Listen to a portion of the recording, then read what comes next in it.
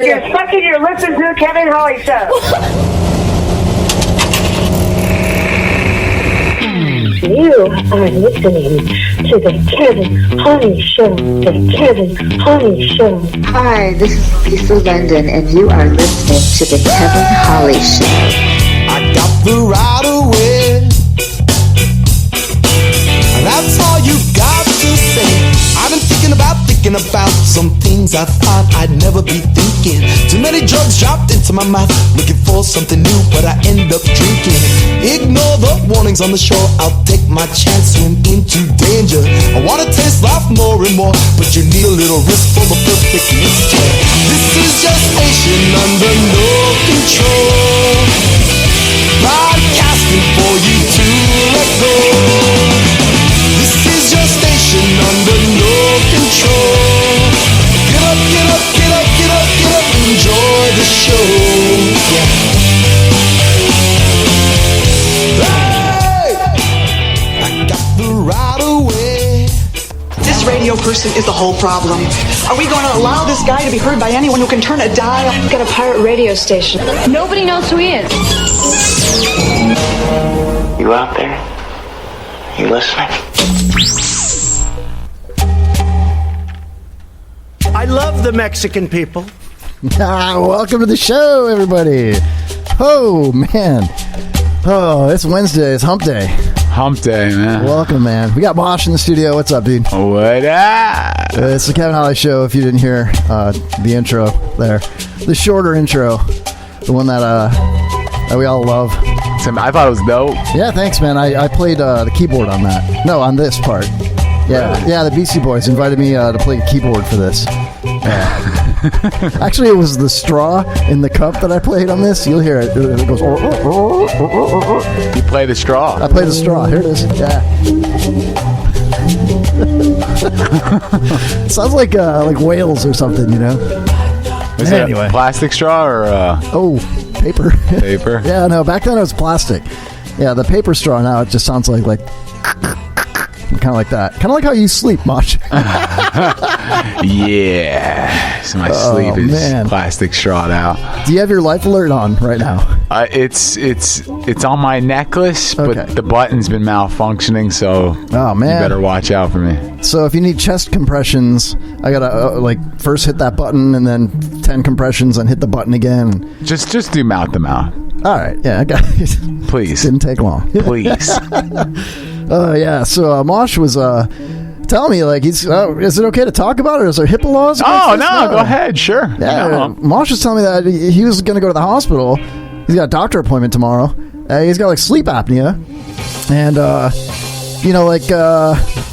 as long as you don't fall asleep like our audience, I think we'll be okay, dude. As Freddy Krueger style, man. If I don't pass out, I'm alive. I'm alive as long as I don't pass out. All right. Every couple of minutes, how about I tase you? I encourage that. Yeah. All right. Like before, you were against tasing. You know what I mean? Now it's seems like it might be the only way, dude, you know? If it's going to keep me alive, the taser trumps all. Yeah. Oh, I'll tell you what. For all of you listening out there, if you'd like to call the show, 727-550-7886. And let me know if I should keep Mosh alive or just let him die in the studio. It's a good question. I mean, some people would be happy. Some people would be sad. Yeah. I'm still on the fence, bro. I'm just kidding. I'm joking. And so are a lot of migrants. What? Oh, come on. I love the Mexican people. I don't think it's about the Mexican people. Whoa. Slow it down. We're not ready for that. Whoa. Dude. All right, man. So, show's on, dude. We're here. And you're queer. And, wow. Anyway, welcome everybody from the Lazy Ass Podcast on the IRN, the Internet Radio Network, ironbroadcast.com. Hope you enjoyed the show. Stick around. Also, after the Kevin Holly Show at 11 p.m. tonight, Eastern Standard Time on the IRN, stick around for the John LeBang Show. John LeBang Show. And also our friends over there in the UK, WBRFM. Welcome to the show. Hope you are enjoying it. I don't know if we're connected over there yet. Might take a minute. That still says connecting. Wish I here. Oh, yep. Oh, whatever. It'll happen. I hope it'll happen. Kind of like I hope you don't die on me tonight. I think I'm going to stay alive. I'm going to do the best that I can. Bro, like, listen. Like, if I have to call 911, you're in luck. Because there's a thing right across the street. Like, right behind the dump tower here, there's a, what do you call that? Like a fire department, fire station. Yeah. You seem genuinely concerned. I like that. Yeah. I am perfect. I'm fine. I got the doctor's appointment tomorrow, and I just got to stay awake, and there's a 50% chance I might die. But other than that, man, I'm good. All right. I'm good. I'm ready to... I don't like the numbers on that, dude. I'm ready to freestyle, kill these cats, and survive. I'm a survivor. You are. Yeah. Yeah. I kind of wish I had something loaded up like some Aretha Franklin. Does she sing Survivor? I don't even know. Aretha Franklin. I think Aretha Franklin's is going to be at the Verona, the punk show this week. Yeah. That'd be cool. We should do that. You and me will put on like some do-rags over our faces and show up, and you can play we play like, what, 4 or 5 chords on a guitar? Yeah. You can sing, you can rap. I'll be the hype guy. And punk music can have a hype guy, right? Hell yeah. Yeah. Hell yeah. Hell yeah. Just like that. I'll just be like, hell yeah. Hell yeah. Hell yeah. Hold on. You okay? Are you okay? I'm fine. Okay. You gotta learn the gun. You gotta learn the audio gun. Mm-hmm. Can you do the Yeah. Yeah. I do it a little different. It's what's a mumble rapper's favorite vegetable? What's that? Broccoli. So stupid. Broccoli. I don't know why I'm still employed here, man. It's a matter of time, dude. It's just a matter of time. Hey, don't talk about time right now, man. You freaking me out, bro. Oh, Jesus. What is this? Sorry. Every once in a while, just random ads and apps and games and crazy shit pops up, man. It's crazy in here, dude. It's because everybody's trying to get a piece of the KHS, bro. Yeah. They are. Makes sense. You want a piece of me? Of course. Man, I got a headache. Yeah? I think I may have caught whatever you've got, dude. AIDS? Oh, what? I caught it with a net. Yeah? Yeah. You ever played Legend of Zelda? Of course. Yeah. You know, you catch those fairies with the net? No. That's a different game, dude. Is it really? I think so. Legend... Yeah? I don't know. I think you catch fairies with a net in Zelda, in like the first one. Anyways, I had sex with one of those fairies and caught AIDS. I thought you were going to say like a net, like, who was that actress, Annette Funicello or something like that? Annette and, I don't even know. Whatever. I believe you. Just like surfing movies back in the 50s or whatever. Annette Fettuccini, I think is what her name was. Pretty sure. Yeah. I'm not sure. You know, you're a little bit older than me, so maybe. Yeah. Well, with experience, a couple decades. Yeah. Speaking of actresses, in the second hour tonight, we do have a special guest calling in the show. Ooh. Yeah. A little chat with Vida Ghaffari.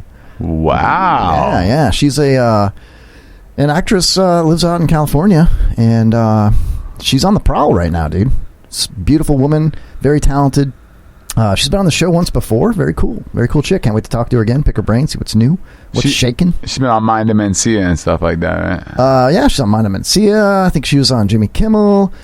She was in what was that other the Mindy Project that was on TV? It was like a TV series. I actually really enjoyed her on she was doing this like red carpet on Facebook Live with some Ford guy or something. I'll have to pick her brain on that. I watched it a couple of times, a couple of minutes. It was fun. It was cool, It's all good. It's all good. Hell yeah. I'm hoping that, the more connections I make with these Hollywood elites like Vida Ghaffari, the better my chances are of getting flown out to California to film something. Anything. Yeah. I just want to be famous. You just want to stay away from the ones that are Epsteining. Yeah, I don't want to get Holly Weinstein. It's Holly Weinstein. That's such a fire pun play on words right there, man. That was gangster. Thank you. Yeah, I might be cast in the next Hobbits. Holly's Hobbits. Yeah. Yeah, I could do that. You have the size for it, dude, bro. But what? All hobbits have huge penises? Thank you. That was fire. I'll be here all day. Hell yeah. I'll let myself out. Oh, wait. I got to turn there we go. Lights are on. Official. Now we're good. Yeah. Wow. No Alan Keyes tonight. No, he pussed out. He said he'd be in the chat room. We'll see. Well, yeah. He said he was too dead. Too dead? And I'm like, hey, choose your words carefully, okay? Because what if Mosh just, bellies up? What does the backstroke in here? You know what I'm saying? I'm definitely trying not to backstroke. I'll front stroke, breaststroke, penile stroke. But I think penile is the plural. I like the front stroke idea. Yo. Yeah. I killed a water moccasin at my mother's house. Yeah. Now, I saw you post something about this on Facebook, and listen, water moccasins. For those of you out there listening that aren't familiar with there's another name for those snakes too. What do they call them? Oh, not sure. I don't know either now. Water moccasins that poisonous. No, venomous. Venomous. Yeah, poisonous is if like you eat them and it makes you sick. Venomous is if they bite you and inject that poison into you, right? Touche. Yeah, because I'm smart because I'm older than you. Yeah, makes sense. You ever stared a big black snake like that in the face? Not recently. All right. But I have. Well, you did like a couple days ago. Yeah. No. Yeah. This snake was because there's a pond in my mother's front yard, and she called frantic, and I went over there with a shovel and a rake. We tracked that sucker down. It was epic. Me and my boy came out, and we're like, it was like that Sandlot where both of our heads were like looking right over the hole where the snake is, and he seen it, man. He threw the spade, boom, caught him. I grabbed the rake, boom, got him, stuck him, pulled out. I had an axe too. I forgot to mention I had an axe because you bring an axe, for a snake, and then one shot, and I took his head right off. Shit, are you reaching into your bag right now to pull out the head of that snake? No. I was reaching in my pants. Okay. Weird. Hey, you're like, free fleshlight. Free fleshlight. Yeah, that's a tongue twister. Free fleshlight. Yeah, try rapping that, Mosh. Yeah. Yo, I'm about to have the best night. Something free fleshlight. Yeah, it's hard to freestyle. That made my head hurt, dude. Oh, I got a headache. So yeah, that was epic, man. It was the highlight of my my week. You saved your mother's life, dude. I did. Yeah, could have. Yeah, and looking in the chat room, copperheads is the other word for that water moccasin. Oh, really? I think so. Right. I thought they were two different snakes. I thought you were a snake expert.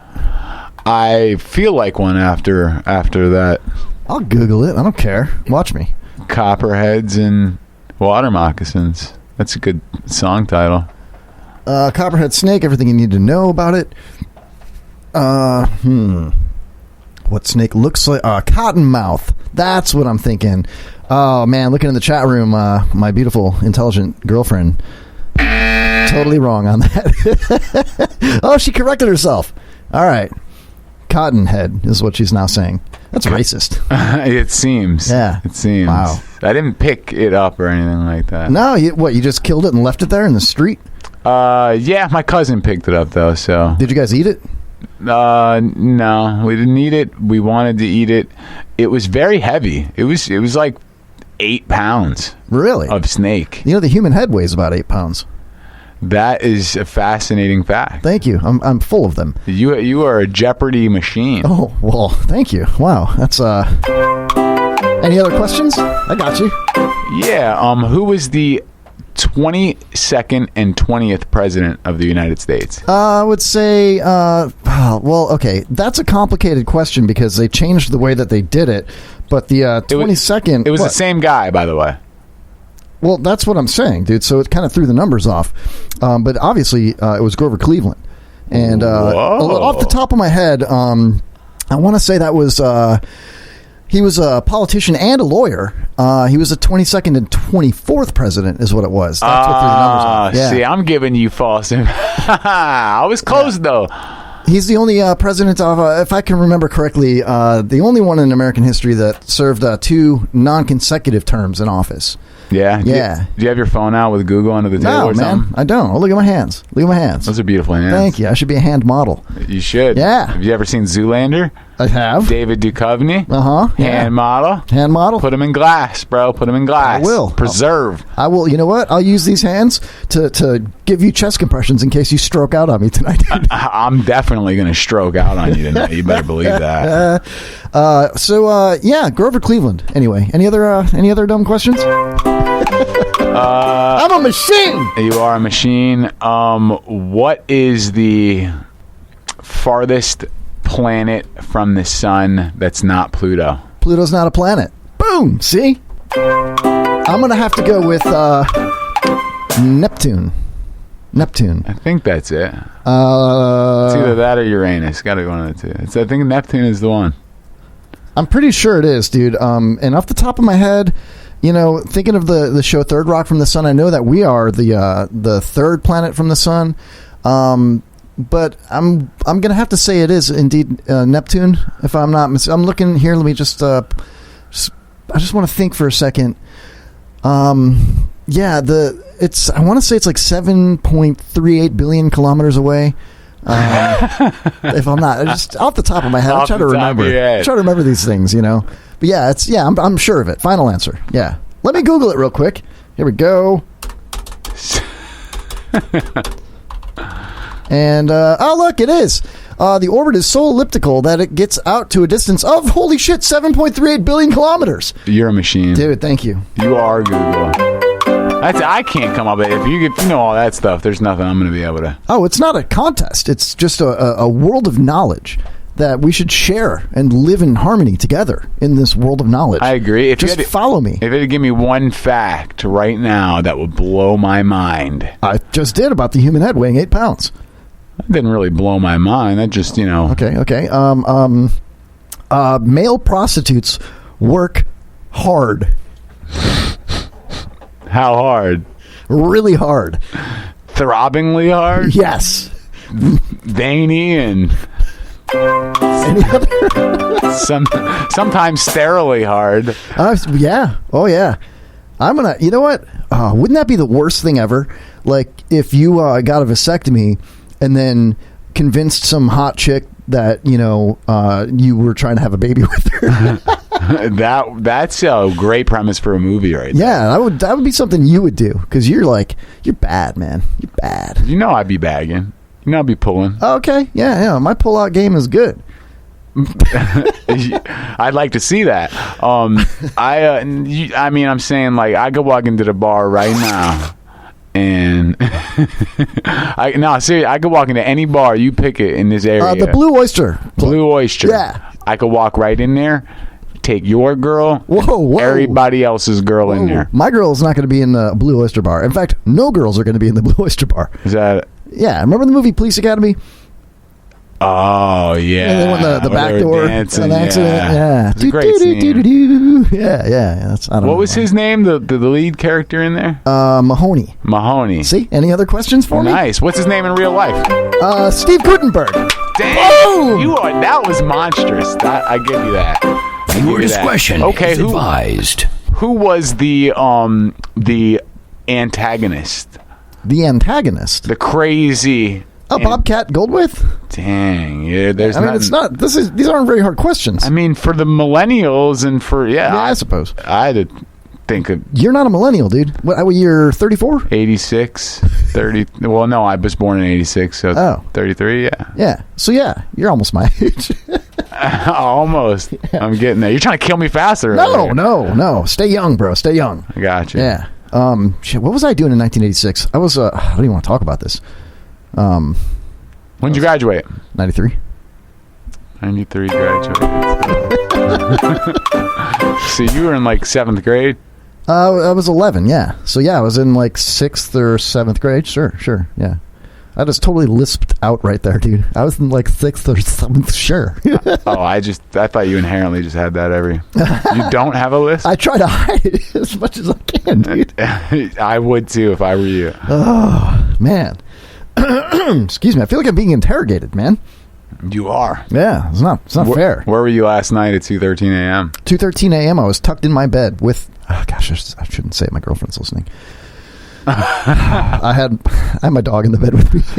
All right, that's safe. My girlfriend doesn't like that I have the dog in the bed with me. But I only do that on nights that my girlfriend doesn't spend the night at my house. And when she does spend the night at my house, I change the pillowcases, the sheets, and I've never changed my pillowcases and sheets so much in the last 8 months as I have now. Can't you just keep a rag next to your bed? A rag? Yeah. What do I do with the rag? Wipe its little paws? No, I'm saying, if you're changing your sheets a lot, I kind of figured you're lazy. No. That's a masturbatory joke, right? Yeah, I get it. Okay. Sorry, here, you get it. Yeah. There you go. Thank you. Feel better? Yeah. All right. Jesus, man. No, I worked hard on that. I know. Hard. You're a prostitute. Listen, don't talk too much about beds and bed. I don't want you to fall asleep, dude. I'm wide awake. I got my 3 hours. Oh, the sleep apnea, man. Have you heard? Do you know anybody that's ever had that? I have it. I'm pretty sure. I've been told. I snore so loudly when I'm sleeping, and then I stop snoring and thus stop breathing. And I'm like, Have you ever like seriously felt like it was a problem? Like you might not recover breathing? Here's the thing, dude. Now, I know everybody's different. I don't know exactly how you feel. I can understand it, though, from my experiences. And since you asked, like, I'll have dreams where, like, I'm falling out of the sky. And I wake up like, whoa! And maybe that's when I'm having the sleep apnea. You know what I mean? Like, maybe my mind is following this weird path. I don't know, man. I've had some really bad dreams lately. Like, terrifying nightmares, man. I don't know, man. It's yeah. Do you remember any of them? Yeah. I mean, I don't want to talk about my dreams on the show. It's weird, It's like nobody wants to hear that. Tell me about them. I don't know, man. Give me a second to gather my thoughts. Well, let me tell you how it happens to me. So that's more so like you've heard of sleep paralysis. Yeah. Okay, so what happens is I'll fall asleep. Sometimes even as I'm falling asleep, my breathing stops. And then so I'll go 2 hours and then I'll wake up with sleep paralysis, which that used to happen to me and I'd be cool with that. You know what I'm saying? Because I'm just, can't really move and then I wake up. But lately it's like the sleep paralysis comes straight with not being able to breathe while I have, so I'm semi-awake, I'm conscious, but I can't move my body, and I'm also not breathing. Weird. So it's crazy, and I'm trying to kick my girl, and I'm growing. She says she doesn't hear nothing, but it's pretty wild, man. It's pretty wild. We're gonna have to get that fixed out. You know what I'm saying? No, I mean, I remember talking to a doctor. I mean, I have several doctor friends, Right. Lawyer friends, I like to play golf with my doctor and lawyer friends. And, just thinking off the top of my head, I remember them explaining to me that sleep paralysis is basically when during waking up or falling asleep, you're unaware. You are aware, but you're unable to move or speak, like you said. And then during an episode, you may hallucinate where, you hear or feel or see things that aren't there. You know what I mean? I've heard that, yeah. And the end result of that is fear. You get scared. And you're like, and you wake up. That's just off the top of my head, but No, I mean you're just a cachet of information. No, that's right on the money. Tell me that dude in the picture where I googled sleep paralysis doesn't it look just like me, dude? I mean, that dude right there looks like he just bought a van with no windows and he's about to go make a move, but he doesn't know whether he wants to do it or not. Or you wet the bed. I don't know. Do you ever have an episode where you wet the bed during your sleep paralysis? Not accidentally, no. Okay, yeah. Well, that's good, yeah. I got a side note. When I was 20, 21, partying, I was probably 23, partying crazy, boom, boom. We had a crazy party. 10 people slept at this house. My boy Chris Ward was straight drunk as it gets that night. And we're all passed out, sprawled in this living room. And I wake up early. It's 6 a.m, and I see Chris get up, dead, just sleepwalking, walks toward the they had a vent coming from the ground. Some vents come out from the ground. Yeah, and so trailerish. You were in a trailer. Okay. Yeah, but it was a nice trailer. It was a nice trailer. I mean, back then we were 18, man. There was 100 people at this party, and this dude just it's a toilet. He unzips. He pantomimes lifting the toilet seat. I swear to you. And he streams. He's streaming. Someone's sleeping right there. He's peeing all next to this person. Damn. And I'm not waking nobody up. It's the funniest thing I've ever seen. You're lucky you didn't die that night. Sleep apnea. But dude, it was nuts. It was so fun. It was nuts, this dude just pissed all over somebody. That's gross. I don't know. You ever been pissed on? I've been pissed off. Oh, I baited question, but that's not where I was going, though. No, you were going. I'll give it to you, though. Appreciate that. Now, I've never been pissed on by a man. Okay, thanks for clarifying. I have been peed on by a man. Whoa! But it was not. It was not erotic, though. It was kind of a bad story. The way it all shook out. I was shook. You were shook. Yeah. So okay. We used to go to this place called Centex. I mentioned it last week. There was Town Square. It was like a shopping plaza. Mm-hmm. Everybody would gather there, and then we would figure out who was going to race who, and then we would drive to this industrial park called Centex. And then we had like spray paint on the ground, and we had a quarter-mile, little drag strip that we had. Dope. Yeah, and there was nowhere there's no cross streets, so it was just like an industrial long block of warehouses, So some guys would go to the end and take pictures, and this is so long ago that we had like disposable cameras. This is before digital cameras, man. Shaking the Polaroid. Yeah, Polaroids, whatever, photo finish. You know what I mean? Dope. And anyway, it was cool. It was a lot of people, a lot of fast cars back then. Muscle cars were huge. We still had like Grand Prix and Cutlasses, and So we're in Town Square one night, and I was pretty young. I mean, we were just maybe just a year out of high school. Okay, and there, I don't know, it was probably 5 or 6 of us. We took 2 or 3 cars, and my friend Tony had to bring his little brother because he was babysitting him. So they snuck out, and he came and he rode with my friend Dave, right? Right. And I was with Jimmy, my roommate, and myself. And Dave and Tony were like, we're going to take the Beretta, and we're going to go to get some fast food or whatever. Watch Tony's little brother. I forget his name, right? I'm like, okay.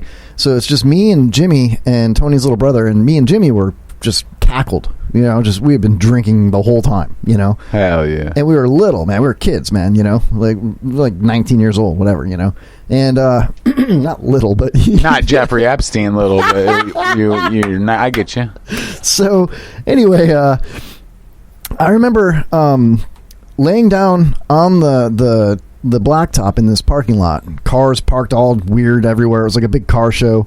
And I'm laying down, and Jimmy says, I got to take a leak. And Tony's little brother says, piss on Kevin.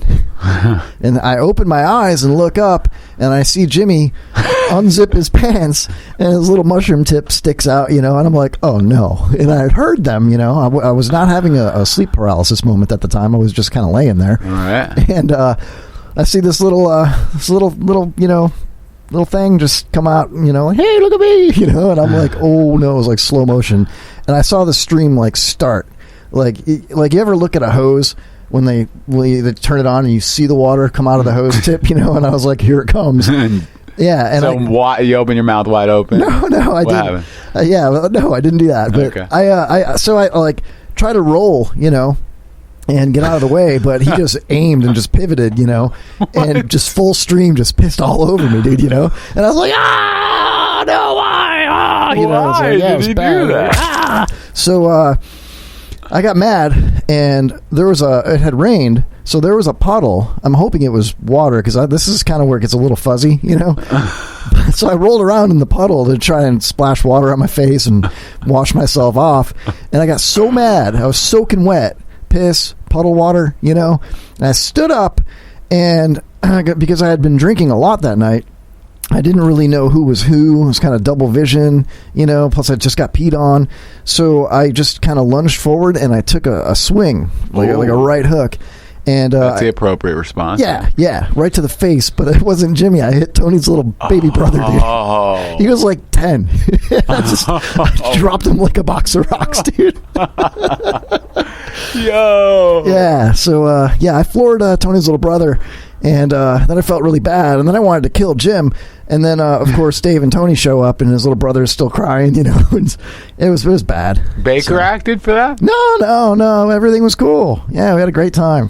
The rest of the night was awesome. Punching 10-year-olds, getting pissed on. I mean, I don't know what would compel somebody to just say, let's piss on Kevin's face, but yeah, in retrospect, seems like the right thing to do. I don't agree with that. I don't support that at all. No. Well, you're not dying of sleep apnea. Sorry, are you sleeping right now? I'm sorry. Yeah, no, I'm wide awake, man. I'm wide awake. I'll throw stuff at you, dude. I got lots of things I can throw at you. Please do. I have this taser. If I need to, don't throw that one, please. I won't throw. Well, we could play taser hot potato. I mean, all right, let's do it. There's nothing really. No, please, no. It'll keep you awake. I have this heart condition where... No, you don't. I don't, but... You didn't tell me that. I don't really have a heart Did you sign the waiver? Oh, fuck, you never signed the waiver. Yeah, I signed it. All right, that's all we need is the audio of you saying you signed it. Exactly. Yeah. I signed the waiver. I remember signing the waiver. Cool. You're allowed to kill me. Okay, yeah. All right. Kill you with laughter. Yeah. Or kindness. Yeah, well, kind of...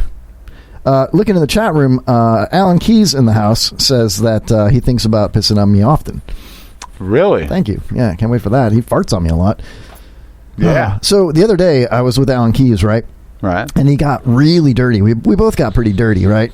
And, we're men. We're hardworking men, And he was covered in, of all things, concrete dust and mud, right? And sweat. It was really hot, dude. And I think it rained, too.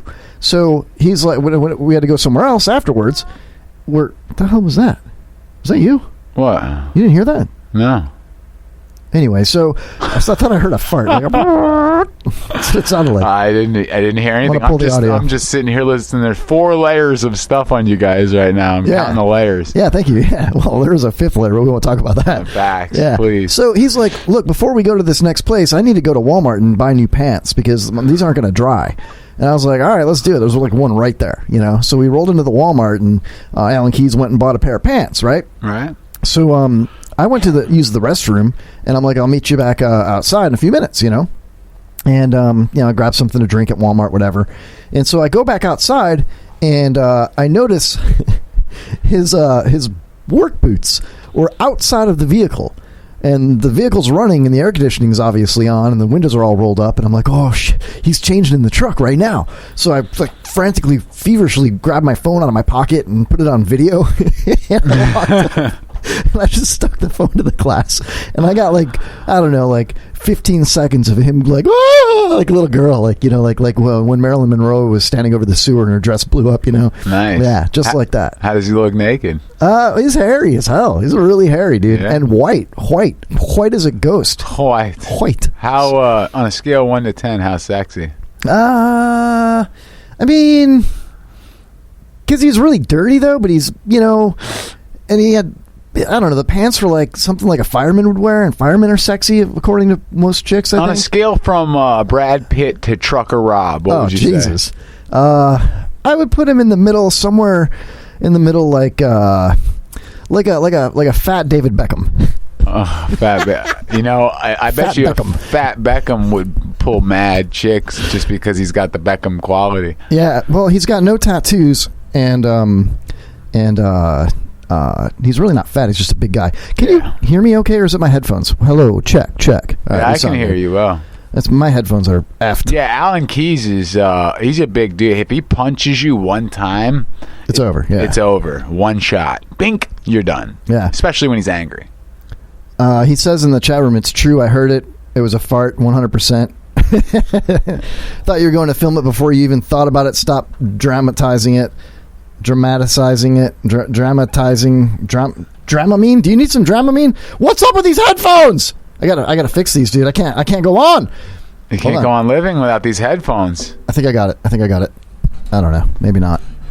Oh yeah. Yo, what is going on with this? I don't know if you care to talk about the Epstein thing, because that's all on my Facebook feed. It's all everyone's talking about. Yeah, I mean, I could get into it, but real fast, Glick is in the chat room, and I've been waiting for him to show up so I could, Glick! Where is it here? I got this for Glick. Here we go. Broadcasting across the Wigan Borough. That's not it, but this is. Chris Glick on the Kevin Hawley Show. When he's in the room, he's chatting off. John. Thank you. Fire. Oh, man. Anyway, Glick the stick with a big dick. Wow.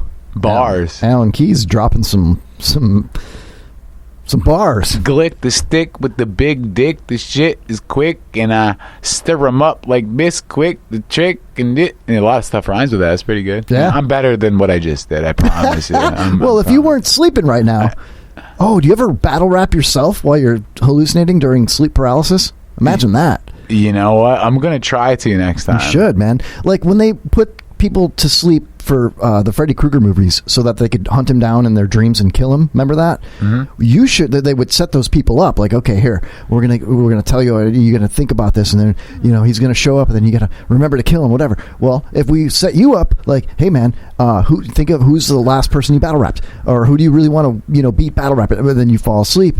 And boom, you start battle rapping yourself, thinking you're battle rapping that person, and then you hallucinate, and you wake up, and bam. Boom! You're like, yeah, dream inside a dream inside a dream. Yeah, that is some Inception. Oh, dude, stuff right there. What you should do is instead of battle rapping yourself, you should sing to yourself like that, like a bluesy kind of, and then you would put yourself to sleep again. You know what I mean? Nice. And then it would be this never-ending cycle of just like rapping, singing, sleeping, rapping, singing, sleeping. My own lyrics, sing it? I don't know. Yeah, you'd be like, ooh, child, things are gonna get easier. Uh-huh. Yeah. Ooh, child, things will get brighter. And then, fucking flatline, dude. Sorry. It's not funny. I'm sorry. Hey, welcome to the show, Spicoli. Guess what? Bro, Friday. Oh, hey, Friday. Friday night, I'll be on Spicoli TV. Dope. I can't wait. Hell I'm going there. Spicoli's, that's that dope show. So I'm keistering some shit there, man. Yeah? Yeah, I'm going to keister some drugs, some guns, some Twinkies and snacks and shit. It's going to be awesome, dude. Hell yeah, I love keistering. Suitcases is what we used to call that. Or plugging. Plugging, sure. We call it keistering, but like with a little twist, Like I like to like a homing pigeon, What if you could keister something in a pigeon? That way nobody could know that it was actually one of those pigeons, like a pigeon keistering. You know what I mean? Send it in over the fence. You're not going to fit much, though, Well, some of these pigeons in Pasco County are pretty big, dude. How are they going to know which pigeon is keistering what? Well, the one that lands and poops out your drug paraphernalia, right? Yeah. I guess. It's like finding a little keister egg. Keister egg! You like that? No, you didn't. I'm full of them, man. I'm full of them, bruh. Gonoherpesitis. Okay, cool. Yeah. Kevin, you still haven't put her up for adoption. She's clearly defective. That's Glick talking about my kid that made that promo for him. It was a dope. I love that. Yeah, she said in the original that I bleeped it out, she said when he's... let's play it one more time here. Excuse me. Chris Glick on the Kevin Holly Show. When he's in the room, he's chatting off. When he's in the front room, he's chatting off or something like that. I don't know. She's a kid. And give her a break. I think it sounded like effing room and J-ing off. I clearly deleted. I bleeped it, dude. I got another one here. John Silman, stand-up comedian, was in the studio, and I made this for him here. And yes, keister is a way of life, Spicoli. Here we go. See, he's good. He's good with me keistering stuff to his show. He knows. He knows. He wants that. He wants them keistered drugs. Hell yeah. Like what was it? What was his name, man? In Welcome Back, Kotter. John Travolta's character. Don't think I saw. Oh, come on. Vinnie Barbarino. He's like, give me drugs. Oh, give me drugs. I know that line. Yeah. I think I have that.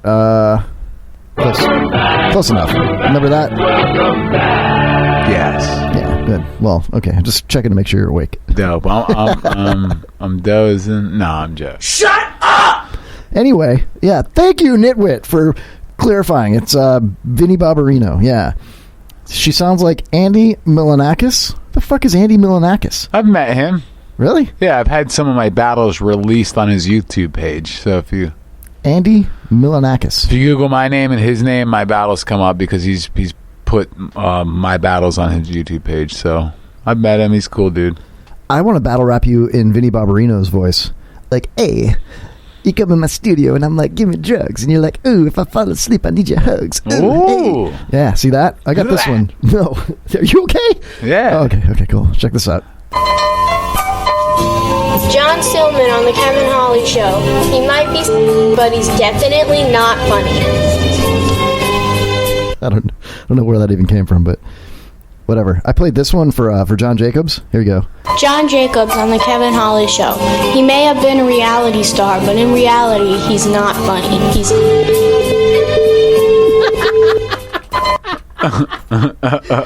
He's beep, beep, beep. He heard that and he's like, what the hell is that?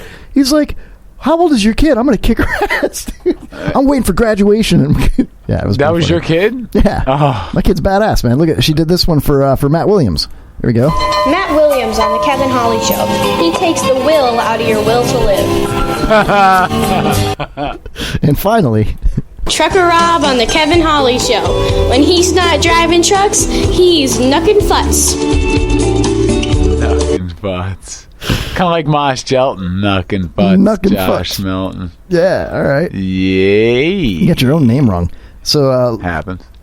I don't know. Nitwit posted it looks, it's probably that link. Andy was the fat kid that was always doing stupid shit on the Man Show. Oh.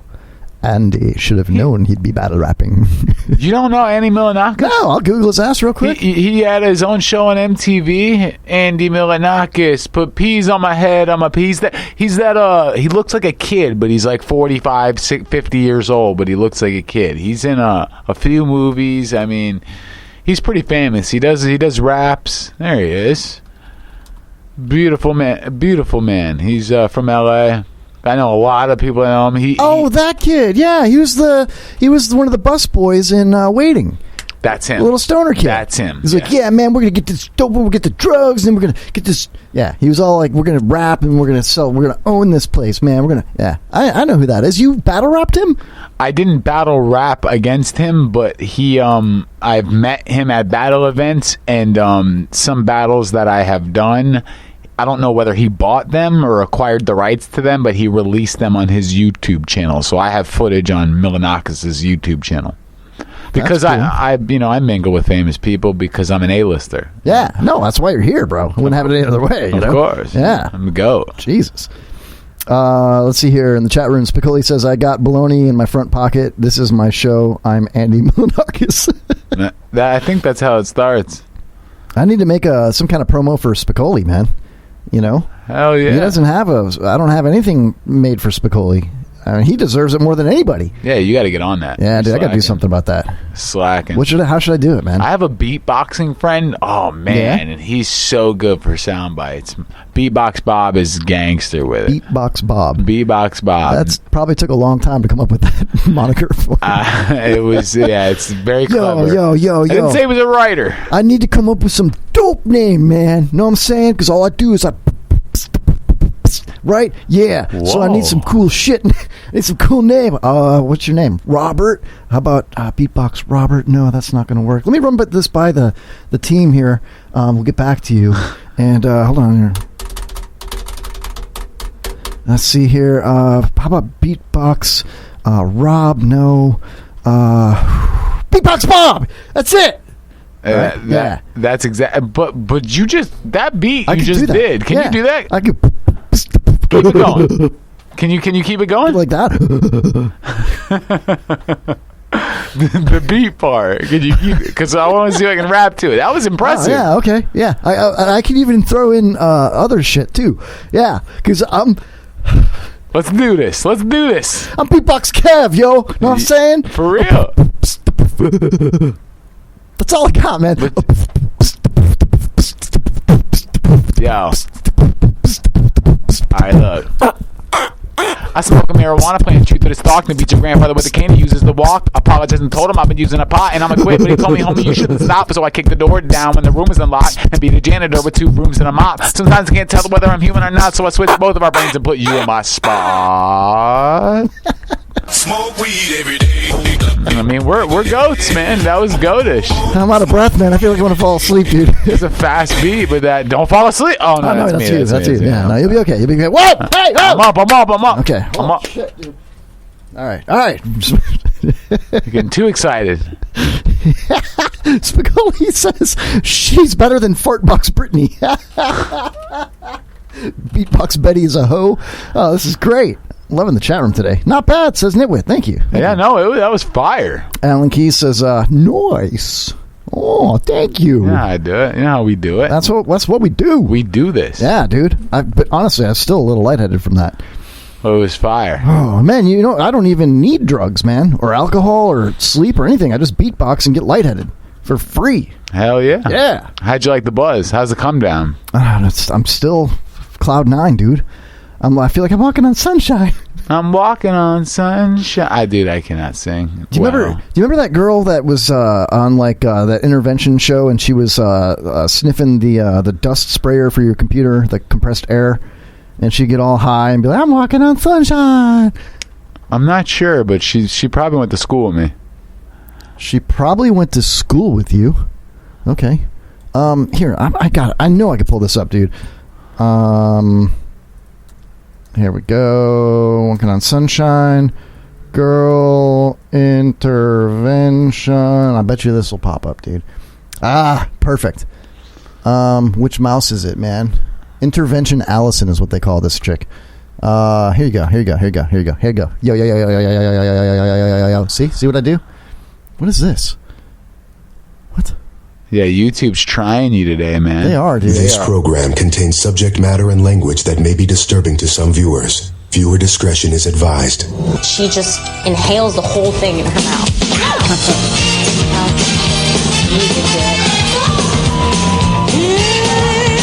Jesus. Like I'm walking on sunshine. Like I'm walking on sunshine. It's like I'm walking on sunshine. I want to beatbox and have that soundbite of her saying that. I'm walking on sunshine. Anyway. Fire. Yeah. You ever snort that dust sprayer stuff? Cocaine? No, that compressed air that she's Oh, snort? No. Don't do it. It'll put you to sleep, dude. With the fishies. That's okay. With the fishies. I don't know. I'm a little tired. Oh, shit. Want some coffee? No. Caffeine? I'm not tired. I'm wide awake, wide open.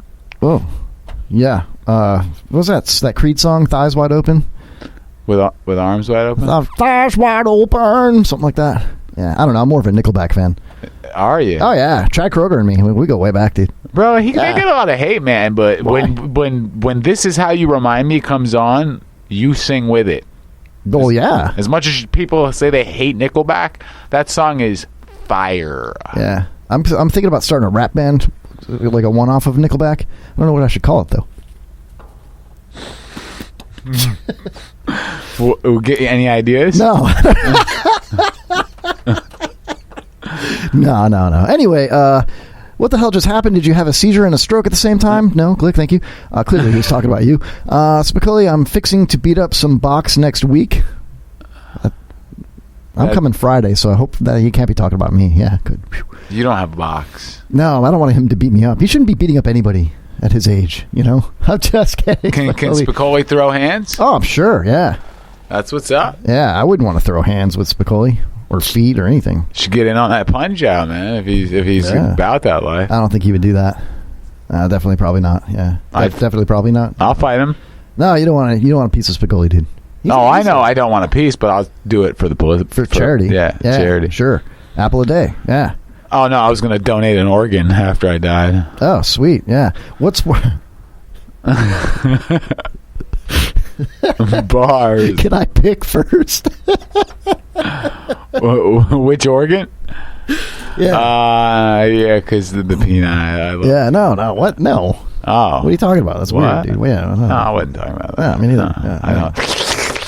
I'm thinking more like the hair, dude. You know, you got better hairline than me, dude. Yeah, I've got nice curly. Go for the the follicles. Your follicles are looking nice today. They're kind of meaty today, huh? Meaty follicles. I got meaty follicles. Man names galore. Oh, dude. KHS. How about ruptured nuptials? Ooh. Yeah, my brother came up with that. My brother and I, we throw things back and forth a lot, but never hands. We never throw hands. That's good. Yeah. Ruptured nuptials. Yeah. I like that. Yeah. Urethra Franklin's going to be opening up for Ruptured Nuptials at the Verona next week. Yeah. What about, I had a band name, Kempt Tempo. What? Kempt Tempo or Unkempt Tempo, one of the two. Kempt Tempo or Unkempt Tempo. Unkempt? Unkempt? Unkempt?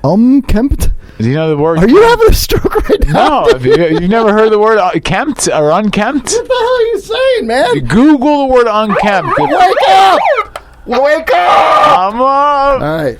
If you don't know the word unkempt and you know all these other facts, then there's some sort of dissonance. What? Again, you're speaking gibberish, man. I'm sorry. You know the first sign of AIDS is? What's that? A sharp pain in your ass. But yeah, I have your unkempt ass. Multiple AIDS. Then. Oh wow, the chat room's on fire right now. I'm a Nickelbag fan, says Spicoli. Think outside the box. Just make sure that the come in it though. Thank you, Alan Keys. Kevin in the Shed next Friday. I can find something else to watch. Appreciate that. There's so much support in the chat room tonight. Spicoli says, no, I'm going to beat some female box. Now I think I understand. Yeah. Female punk band, Clitty Litter. That's fire. Clitty Litter. Clitty Litter. I like that a lot. That's dope. Yeah. There's no joke there. That's just fire. And then Nitwit, his repeating ass, Unkempt Tempo. He spelled it out for me. Unkempt Tempo. See, it's a word. I guess I'm going to look it up right now. I'm not seizuring. That is Unkempt Tempo. Let's see if it's taken.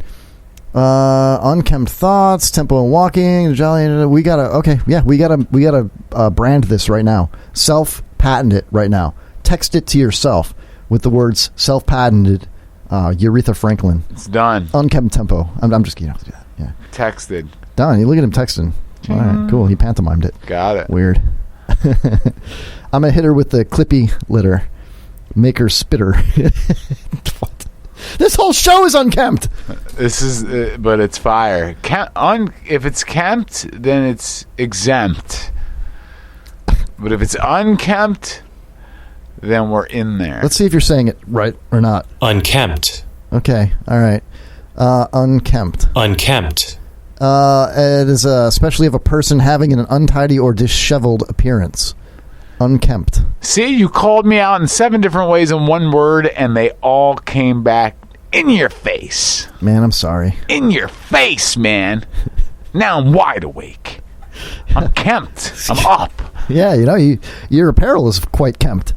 Is that? Can you say that? Kempt? Is that even a word? Let's try it. Yeah. If you can be unkempt, you can be kempt. Your room needs to be kempt. That's what mothers say. You better not have an unkempt bedroom.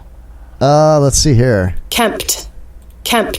A person or place maintained in a neat and clean condition, well cared for. Damn. Kempt. So your tempo is unkempt. That's dope. Or kempt tempo. I tend to lean toward the unkempt because it gives more of an abstract thought to the, shit. I like it. I like where I feel defeated though. Well, yeah. I mean, it's Mosh gelatin. It happens a lot. Yeah. You're right. That's cool though. I mean, I'm here to learn as well. We all learn. The world would be a better place if we'd all just stop the hate and learn. I mean, your Jeopardy has taught me a lot. So, thank you. Give me another one. Okay. What is the capital of Malaysia? Oh man, the capital of Malaysia. I mean, let's first think of where Malaysia is, because that's usually how off the top of my head figure it out, man. Malaysia is it's near the water, right? Yes. Everything is, Mosh. That was a trick-baited question because the world is like a lot of water. There's a lot of water here. Okay, I get that. I don't know about Mongolia there, but well, I mean, there's some landlocked places, but they're still by water. I'm gonna go with Kuala Lumpur off the top of my head. That's the answer. That is. I want to. Is it? Really it. Yeah. Hold on. Let me think though. I want to say it's the national capital and also the largest city, with a population of I want to say like 30 million people. Does that sound about right? Let me Google it real quick here. Jesus. Malaysia capital. with a population of over 30 million. Holy shit, dude! I'm like, you are an animal, dude. You are an animal. But that was a grocery scan, not the bell. There it is. Thank you. You want more? If I was an animal, what kind of animal would I be? You? Yeah, like an elephant, because I don't forget, right? The Tasmanian devil. What? Yeah. No. No? What about an emu? No, I'd be a pachyderm. A pachyderm? Yeah. Platypussy ass. Nah. You'd be a pachyderm. How about I pachyderm nuts in your mouth? Oh, man. He did that. He got me. Sorry, I'm cheap. Defeated. I'm getting a little woozy here. No, wake up. I'm sorry. Spilly says some douche in Malaysia stole his credit card. And Alan Key says you shouldn't be buying that Malaysian porn. Yeah, that's true. Dare I type in Malaysian porn and see what pops up? Please. Like, I wonder what do Malaysian people... Excuse me. What are they... Malaysian porn comes right up. Oh, whoa. Oh. Nice. I don't know, man. It's like a mix of... Oh, look at her face. That stuff on her face. I like that stuff. I don't know what that is. You like that? That's disgusting. What was that, man? I don't know, but I liked it. It was an accident of some sorts, I think. It was the color of it. Yeah. Oh, son of a bitch, man. They just hacked my credit card. Yeah, that was probably a bad move there. Malaysian porn is known for they pull you in with the facial stuff, and then yeah, it looks like it's really weird, dude. Let me play one of the videos here. Here we go. That was a really fast video, dude. It's disgusting. I mean, twice as long as I last, so it ain't. Yeah, ain't nothing. Alan Keith says you should get LifeLock. I think you need to get Life Alert. I do. Yeah, I do. But I mean, how do I press it when I'm sleeping? Oh, my friend Jeff is an expert on that shit. You got to buy this little button that does lots of different things, and then you got to make an app for it.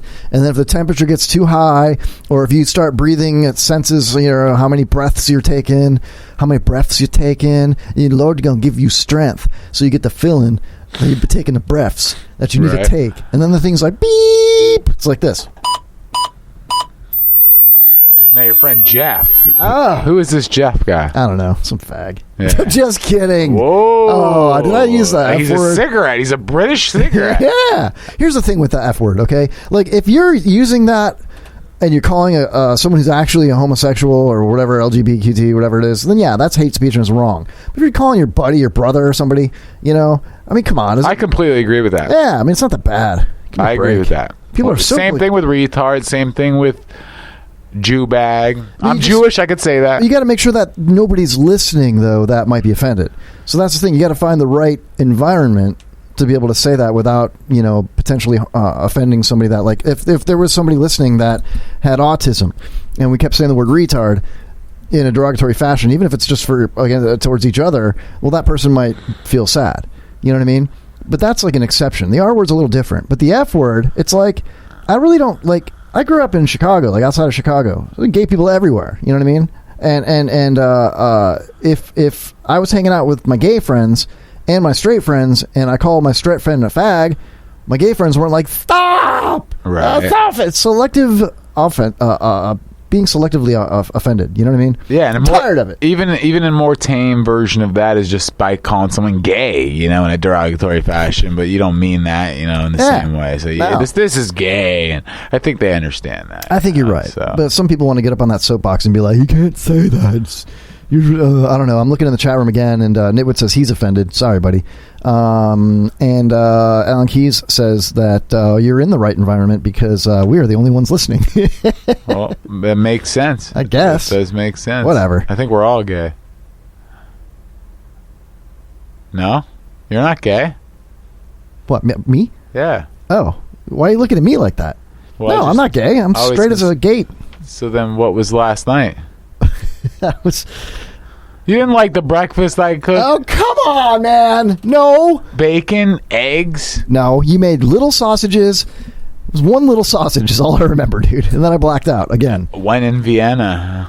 Vienna sausage joke because, small peanut. right. Capital of Vienna. The capital of Vienna? Yeah. Vienna is a city. Oh, yeah. Good job. Okay, the capital of Vienna is V. Oh, look at the big brain on Mosh. You like the twist there?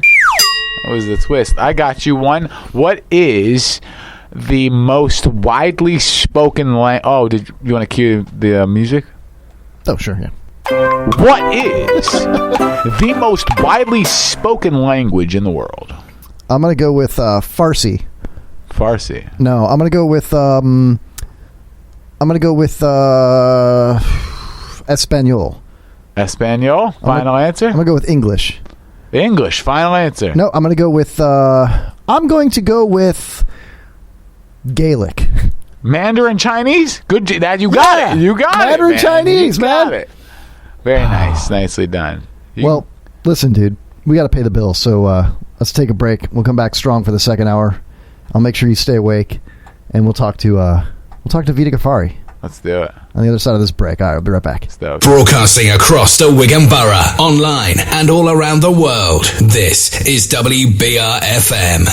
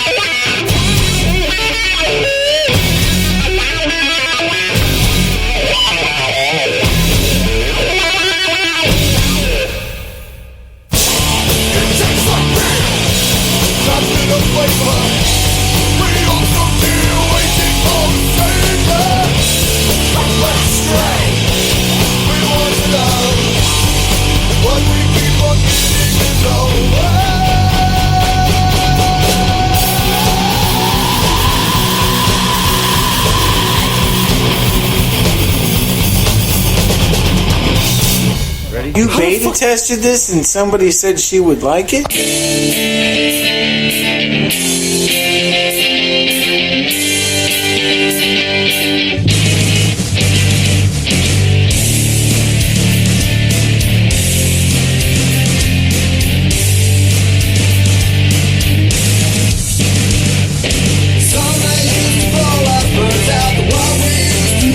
Upside down, and I'm still waiting for an elevator to come around. Wishing to reality crashing, but maybe I was wrong. And I knew it all along. Let's go back down, down, down, where the surface is the water down. Try a little slower now. Can we find a way to get back down, down, down? As the bus is on, getting back. Before our heads were spinning in the clouds. Can we find a way back down?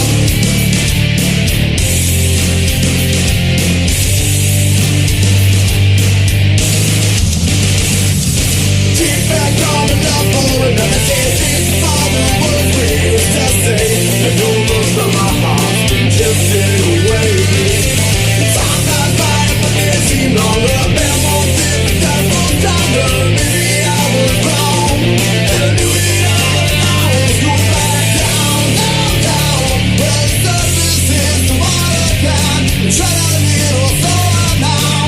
Can we find a way to get back down, down, down? As the bus is on, getting back. Before our heads were spinning in the clouds. Can we find a way back down? Down, down, down, down, down,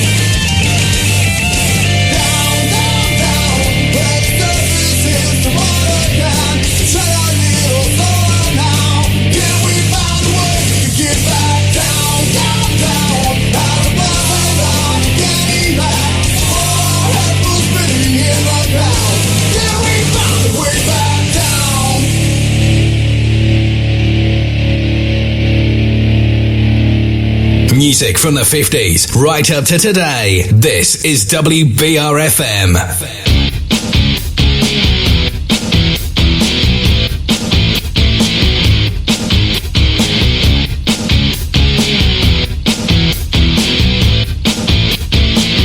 Dear Chasey Lane, I wrote to explain I'm your biggest fan.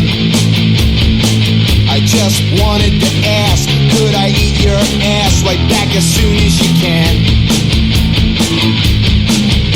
You've had a lot of dick, had a lot of dick. I've had a lot of time, had a lot of time. You've had a lot of dick, JC, but you ain't had mine. Dear Chasey Lane, I wrote to complain, you never wrote me back. How could I ever eat your ass when you treat your biggest fan like that? You've had a lot of dick, had a lot of dick. I've had a lot of time, had a lot of time. You've had a lot of dick, JC, but you ain't had mine. Dear Chasey Lane, I wrote to constrain, this letter is my last. As your biggest fan, I must demand you let me eat your ass. You've had a lot of dick, had a lot of dick. I've had a lot of time, had a lot of time. You've had a lot of dick, JC, but you ain't had mine. P.S. Mom and Dad, this is JC. JC, this is my mom and dad. Now show 'em titties. Now show 'em titties. P.S. Mom and Dad, this is JC. JC, this is my mom and dad. Now show 'em titties. Now show 'em titties. Would you fuck me for blow?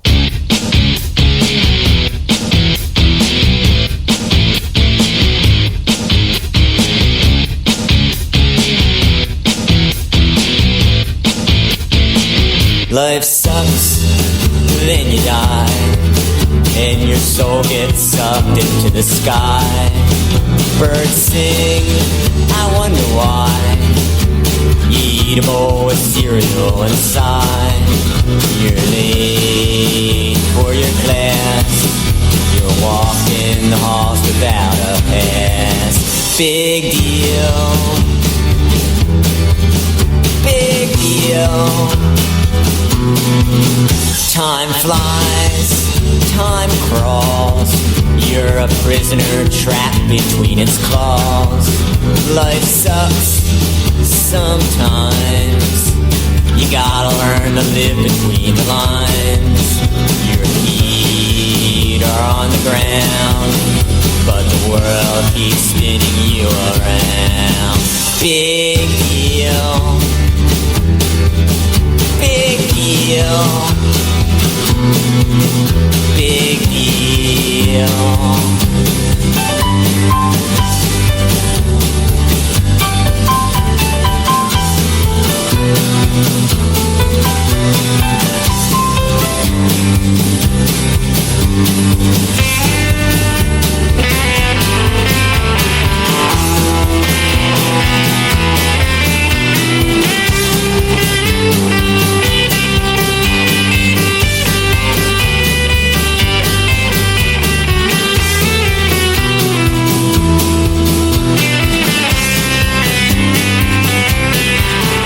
Don't be worried, don't be down.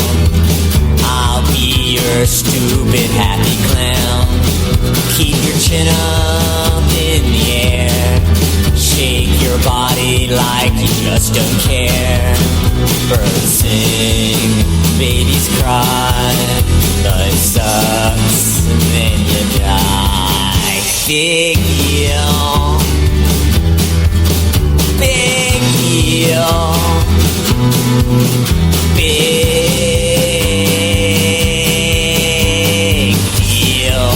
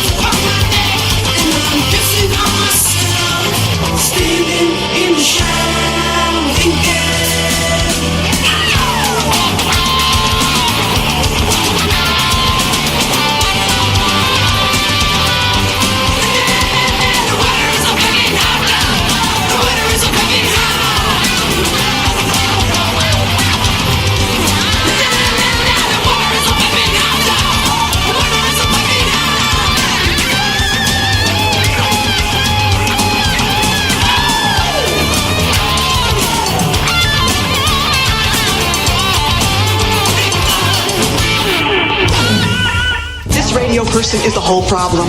Are we going to allow this guy to be heard by anyone who can turn a dial? He's got a pirate radio station. Nobody knows who he is.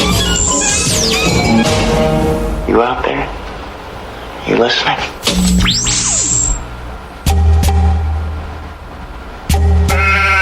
Hey, whoa. What's up, everybody? Welcome back.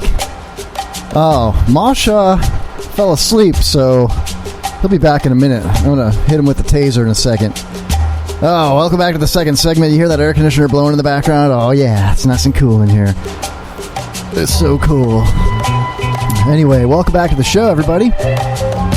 We've got, in just a few minutes, Vida Ghaffari, beautiful actress, going to be calling into the show. Going to pick her brain a little bit, talk to her. That'll be a lot of fun. Always love having Vida Ghaffari on the show. One of my personal favorites out there in the California. So stick around for that. Also, Glick in the chat room. We need a punch out so I can fight Kevin and he loses his break privileges if I win. What do I get though if I win, Glick? If I win, man. If I win, then Glick has to ride cross country with Trucker Rob in the truck. And you got to do all the heavy lifting, getting Rob in and out of the truck. Oh, yeah. Could you imagine Glick and Trucker Rob together in a big-ass semi-truck just driving? I could imagine that. I put the straw on this. You hear that? Oh, man. So welcome back to the show. Welcome all of our listeners on the IRN, Internet Radio Network, IRNbroadcast.com. Stick around tonight after the show for the John LeBang Show. That'll be coming up at 11 o'clock. Also, tomorrow night, Thursday, check out Open Mic Live, openmictheshow.com. That'll be at 7 o'clock p.m. Eastern Standard Time. Always a good time. See if Mike is wearing sleeves or not. Probably not. They will go full harmo. Mike has been playing that harmonica like a beast. And following that show on the IRN, nitwit.tv, one of the greatest things to ever happen to internet radio. And Friday night, my favorite show on the IRN, SpicolliTV.com. I will be in the shed with Spicoli, sitting in for Smitty because Smitty's out doing something else that night. I got the call from Spicoli, hey, you want to sit in for Smitty? Of course I do. You don't have to ask me twice. I can't wait. Love doing SpicolliTV.com. That'll be a lot of fun. Do a little, maybe some shopping with Craig. Maybe a little Snapple challenge. For the best in music and entertainment. Keep it right here. Right here. So that'll be really, really cool. Definitely be throwing that out there on social media. If you guys want to tune in, check me and Spicoli out Friday night. Good times had by all. I will be keystering something. It'll be a surprise. Glick in the chat room says, I love Hoss, but I'd kill him. Yeah, well, I still think that'd be totally cool. What if it was a monster truck? Would you ride with him then? Monster truck. It'll make your head spin. I got buttons for days. For days. Anyway, so that'll be really, really cool. We got another guest coming in next week. We've actually got two guests next week. We've got the infamous one and only Johnny Jones coming back to the Kevin Holly Show next Wednesday, live in studio. Johnny and the Yard Cats is starting to pick up the pace with that. A little bit of Mad Control. That's his TV show he's got out there in the interwebs. That'll be totally fun. Love having Johnny Jones in the studio. And we'll be getting a phone call as well from what's his name? Harley Weinstein? No, it's not Weinstein. But we'll plug that later on. We have another actor that'll be calling into the show that Wednesday night as well. That should be a lot of fun. We'll pick his brain. I want to say he's like a trained kung fu fighter, actor type guy. I haven't really done a lot of research on him yet, but I will. And it'll be a totally awesome phoner, like always, because that's what we do. Awesome phoners. Glick in the chat says, hell yeah, love me some Johnny Jones. Who doesn't, man? The dude's awesome. That'll be totally cool. Can't wait. I'm going to bring my skateboard. We're going to do a little skateboarding action up in here. I'm going to do some hand plants in the studio. That's what I'm talking about, a little hand plant action. Yeah, we got a lot going on in the news right now, too. We'll get to that later in the show. So many things are going down right now. I don't know if I want to talk about it. I don't want to get Arkansas-sided just for speaking about it. That's probably why we don't have what's his name, Pat Shit Crazy in the studio tonight, Pat Berge, in fear of being Arkansas-sided. I bet he's got a lot to say about the stuff that's going on in the news right now. Who knows, man? You hear about what happened with Don Lemon? I guess Don Lemon got in a fight with somebody and beat someone's ass or something like that, and I don't know. I want to say there was some racial slurs or something happened with Don Lemon, and I'm waiting to hear about that on the news. Probably won't even hear about it. And of course, Cuomo, Fredo, out there in the news. I got to hand it to the guy, man. I mean, he did go a little New York, little New York Italian on that total dweeb that was calling him Fredo.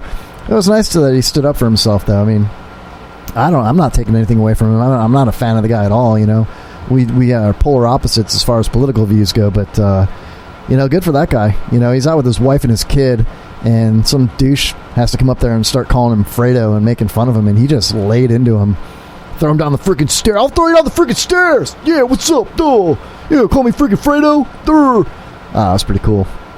There was a place that I used to get food from all the time called Fredo's up in, it was Fratos up in Schaumburg, where I grew up out there outside of Chicago. And Fredo's was awesome. Get a gyro or a cheesy beef, or a Vienna style, Chicago style hot dog. Ah, man, I miss those days. Fredo's. It was sticky, though. It was always sticky in there. You ever go to a restaurant and it's sticky? I mean, what the hell is that? I don't know. I get turned off if I go to a restaurant and it's all sticky. It's I hate going into a place where it's hot and sticky. There's a sushi place up here, very popular sushi place in Port Richey. Kazu's is what it's called. And you go in there and it's dude, you got this he's looking what's his name? Oh, what's up, Mosh? Hey, hit that AC button, brother. Thank you, buddy. I'm so lazy. All the way on the right. There it is. Oh, Gangsta. You ever been to what's that sushi place in Port Richey by the old Toys R Us? I don't know if you're allowed within 500 feet of a Toys R Us. Tombo's? No, not Tombo's. I've been there. I went there for my birthday. That was awesome. Fire. Yeah. Literally, they do the onion fire and all that. No, I'm talking about Kazu's, that sushi place by the old Best Buy and all that empty plaza up there. I'm not really too familiar with that one. Kazu's is the shit. It's really, really good sushi, but it's hot and sticky, dude. I can't go into a place that's hot and sticky. I mean, maybe they fixed the AC in there. It's been a long time since I've been there, but you ever go to a restaurant and it's especially a small one, a hole in the wall, and it's hot and sticky? Yeah, hot and yes. Did you hear that? I heard it again. It's are you passing? Are you flatulent right now? I just think that's my sleep apnea. Oh, it's coming out of here. Acting up. That's what it sounds like. I just hollered at Johnny B and a cat named Mo, and hopefully my dogs call in. Oh, wow, cool. Yeah. That would be fantastic, yeah. Nitwit says, when's the breakover? Dude, come on, man. We're live right now. That was gangster. Yeah. When's the breakover? Yo, I'm in a zone for spitting.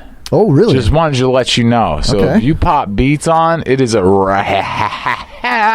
Well, we have a couple of minutes before the lovely Vida Ghaffari calls into the show. And I just so happen to have some beats lined up for you, just because I thought you might, want to throw down. Are you good? Are you ready to go at any moment? Or yeah, I've got writtens for days. Oh, all right. Well, let's do it right now, man. Come on. Oh, shit. Oh, this is Mosh Jelton, ladies and gentlemen. I am the greatest rapper alive, but you already knew that. This is the Kevin Holly Show. Follow us at the Kevin Holly Show, because that's what we do. Yo, ha! I got free weed you can get on. Relax, you're too tense, like a TP and a wigwam. I will always be respected. I bang sorry ass hoes, but apology accepted. I found a recipe on cyberspace. Basic cook squirrels in your fireplace. It's an acquired taste. My life's something like Chris Farley when he died of bass. Just a giant waste. Like double crack, I'm too dope. I drink Smurf soda so I can say I blew coke. Froggy drivers get their car towed. I call Xanax French fries and pay for them on barcode. From Tampa to Orlando, I drink and drive on starry nights just to see my van go. I never had a car, I'm talking trash. So every ride that I've got is a sign of an autograph. I carjacked the cash cab and got pulled over playing manhunt for having bad tags. I make mad amends. I'm in so many broken relationships. I got the cast of Friends. I slip in an impaired state, and every beer that I drink to get ups in my staircase, I'm comatose. And when I do Spanish drugs, I'm easy to trace because I overdose. My metaphors rally. Sometimes I get so pissed I want to clock Salvador Dali. I'm never sober. I bought the way I do drugs, so I guess I'm a method owner.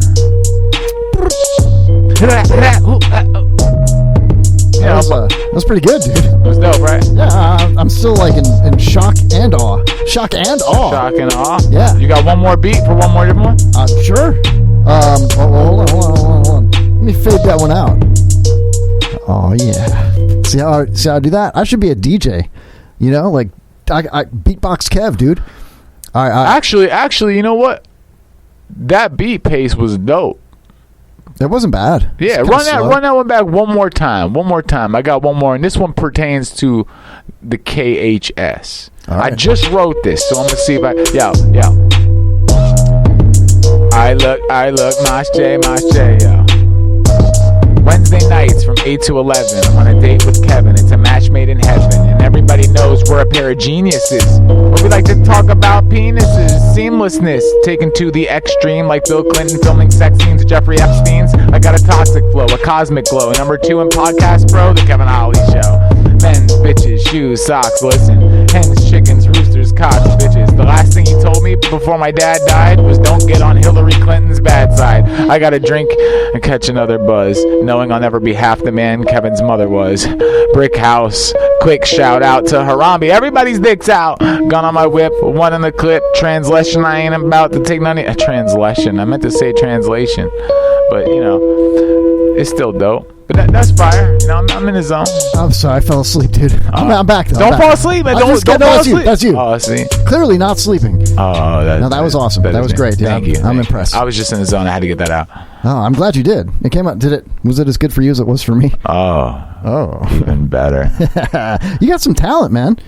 Oh, yeah. Thank you. You know, you should. Wow. Nitwit says that was great. How about that? Oh, well, thanks, Nitwit. I mean, don't take that to heart, though. He's a big fan of Chad Kroger. Just, to let you know. He's a Nickelback fan. But I'm not. But he's right, though. That was great, dude. That was really good. I appreciate that. Yeah. I like Nickelback, man. I like, this is how you remind me of what I really am. It's not like you to say sorry. Yeah, I love it. I love it. Pretty good, dude. Spicoli's out. See you. See. Don't. Yo, by the way, follow the show at it's on Instagram. It's at Kevin Holly. At the Kevin Holly Show. At the Kevin Holly Show, and then Twitter at Kevin Holly Show 4, number 4. Kevin Holly Show, the number 4. Just a 4. Just 4. Don't put number in there. Or yeah. There's no the in it either. It's at Kevin Holly Show 4. At Kevin Holly Show. Yeah. And if you want to follow Mosh Gelton, that is at Mosh Gelton on Instagram, at Mosh Gelton on Twitter. It is at Mosh Gelton at your mother's house. I'm everywhere. So yeah, I've seen that. Just want to let y'all know that. I was at your mom's house, and there's a big, giant snake, dude. And she was all like, oh, God, what are you going to do about that snake? And I was like, just don't worry about it. It was weird, man. But I'm glad that you saved your mom's life by killing that snake, dude. It reminds me of, I got a little clip here of when Aaron was in the studio, and he was like, okay, so my brother and I kept just ripping on him. Every time he would talk, we would just turn it around and rip on him, and this is what he ended up saying here. See, this is why I'm staying quiet for most of the time, because when I open up my mouth, I got the two brothers coming at me. Yeah, every time you open your mouth, you got two brothers coming at you. Damn. Chris. Thank you. Bars. That was for Bars. You. Good times, man. Good times. Oh yeah. So, wow, how are you feeling, dude? You wide awake? You need some coffee? You need some caffeine? Do you need some no-dos? I'm feeling great. I'm up. Do you know? I'm alive. Do you know those nuts on your face? Oh man, you are like the king of those, man. I'll give it to you, man. I'm not happy about that at all. Didn't you recently get some people? Yeah. I'm really proud of it. Anybody in particular? I got Garabo. Yeah. It's hard to do that. It's hard to get Garabo. It is. It's very difficult to get Garabo. It really, really is, dude. I got him really, really good. Yeah? Yeah. Actually, I have the audio here. No, you have the audio. I do. I can't wait, dude. I don't know if I should play it, though. Play it, bro. Oh, my God. I got to hear this. So that's like a thing. Like, you call Drew Garabo's show and you try to get him with a D's Nuts joke, and you got to catch him off guard. You got to make him get involved with it. Otherwise, it's just not funny. And they were basically talking about, like... they had a whole bunch of chefs that they were talking to, and they were doing like some kind of chef cook-off thing that was going to benefit the Apple a Day charity. And they were like talking to Chef Jeff and Chef Ron and all this stuff, and I just had this idea popped in my head, and I let it rip, dude. And I called and I got in, and the funny thing about this is my kids were in the car while I was doing it, but yeah, dude, it was here. I think this is it right here. Let me just see here. You like that one? 2 Double Live, hello. Hey, it's Chef Mike. What's up, Chef Mike? How about I Chef Mike nuts in your face? Oh my God.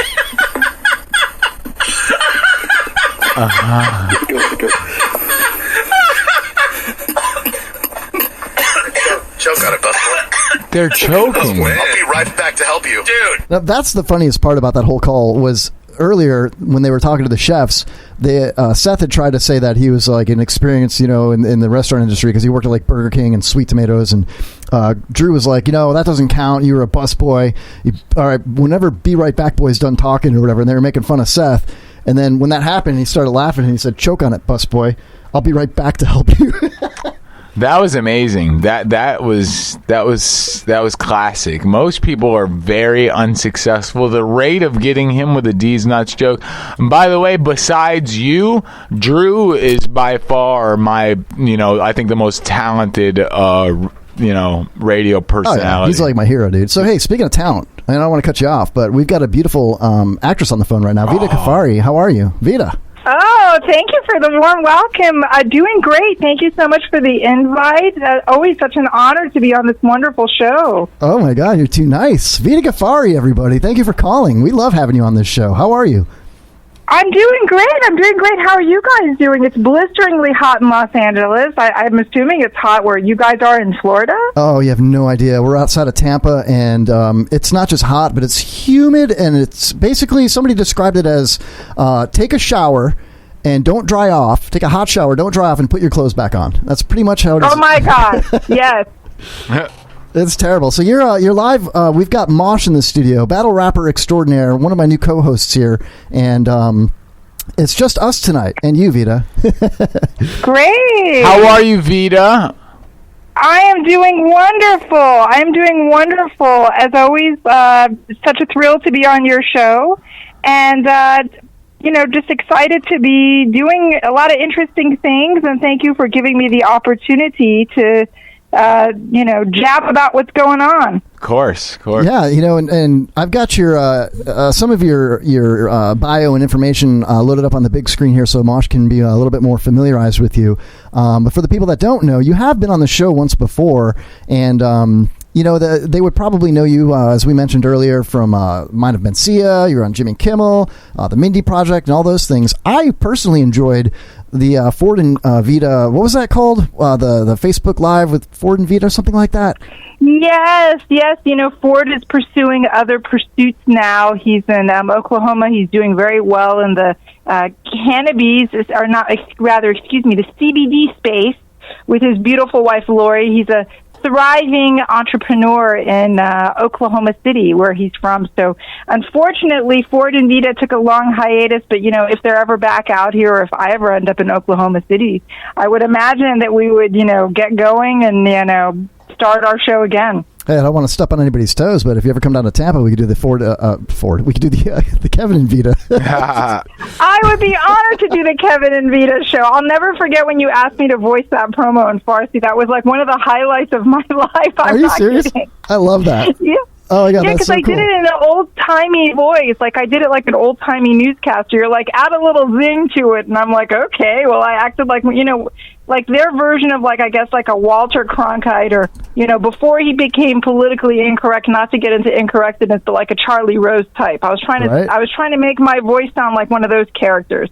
So it was just a wonderful experience, and you and all of your co-hosts, you guys are just such lovely people, so it's great to be back. Aw, thank you. That's very nice. I love that promo. I'll have it pulled up here in a few, but yeah, that was really, really funny because the way you said it, like it sounded like you said with Ryan Hoppy, who is one of my friends in radio, but you had no idea who that even was. It just sounded kind of like how you said it. It really worked out pretty well for the show. Really? Okay, good. Oh man, so what's shaking? What's new? I see you've got a couple of things. You just got nominated for an award. Where is it? I got it pulled up over here somewhere. Wow, what the hell was it, Vida? Oh, yeah, I just won a Los Angeles Nollywood Award for Best Actress Supernatural Thriller for my film that I did, Moon of the Blood Beast. I play this very inquisitive dispatcher, Noel Johnson, or rather Noelle Johnson. So I play this, really curious. She's a very curious dispatcher. She's partially in fear of the deputy, which is played really well by D.T. Carney, but also kind of likes him, too. So it was kind of like... those 1930s, 1940s things. I guess we didn't. The character was developed, but was Moon of the Blood Beast, so it wasn't like a romance movie. But I did try to, make eyes at the guy, and there was like banter with the guy, and he's a wonderful actor, D.T. Carney. And I remember I was seeing the film with some friends because it screened at Nollywood and Film Awards at the historic Miracle Theater in Inglewood, where Bootsy Collins and Ice-T and all these famous people performed. And one of my friends was like, that guy's a really good cop. And I'm like, hello, he was a cop for like 30 years and he just retired. He's a real cop. So that was a wonderful film. Of course, the filmmaker, Dustin Ferguson, he wrote it, he directed it. It's just such a talented guy. I've worked on a couple of his films, and it's always been such a great experience. It was a wonderful cast. We had Alan Maxim played the Blood Beast, and he was one of the heads in Godzilla. What is it? The recent Godzilla movie. He was King of the Monsters. He was one of the Gamora guy. The Gamora guy with the three heads. Yeah. He was one of the heads. And right now, he's probably at a convention somewhere across the country. So with Donnelly Heising, of course, was in the film. She's amazing. She's a wonderful scream queen. Mike Ferguson was in the film, and like I said, Alana Evans, and like I said, Dustin is this amazing guy. I think he's made like 70 films, and he's in his mid-30s. I absolutely love Dustin Ferguson. He's been on the show before as well, and I just hit him up, and he wants to come in a couple of few weeks because he's got big things going on that he's not even allowed to talk about right now. And I've become a huge fan of his. When you mention some of those people, it seems like there's this group of actors and actresses, producers, directors that kind of come out of the woodwork in that particular like horror genre. In that area, they do. Yeah, you guys rock it. You really do. It's like, thank you. No, you're welcome. Thank you guys. You guys put on awesome movies. It's great. I mean, you were in that other one. What was it called?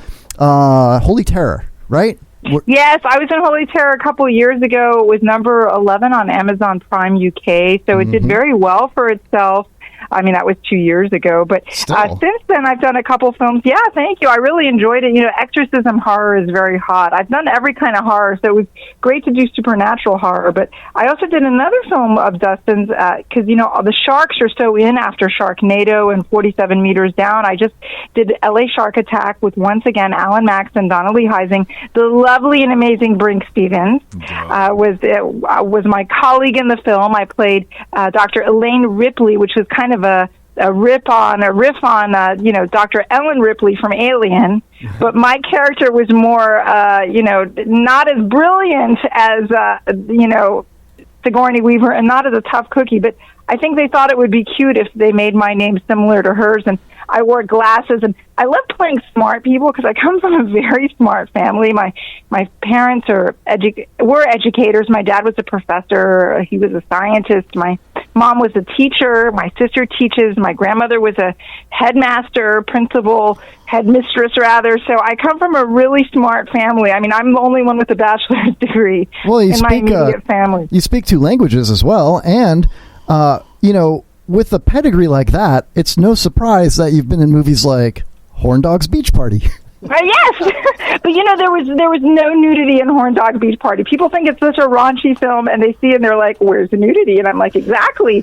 So, but I think that was more of a riff on like 1950s beach movies. Right. I had to bring it up. So it was a very innocent movie, this Horn Dog Beach Party. But it's funny. I did take French in college, so I can understand French. But I hope I never have to play a character that speaks French because I'm not that good in it. Like I can read Albert Camus, but I can't really speak it. So yeah, I guess I'm good with certain things, but I like looking smart. It's really fun to wear a lab coat and glasses. It's like everyone always tells me on sets, that look really suits you. And I pretend that I'm thinking about something that a smart person would think about. That sounds horrible, but it really helps. It sounds like a hokey thing, but it really helps. And I try to read smarter books. In my spare time, I love reading Jen Sincero books and self-help books.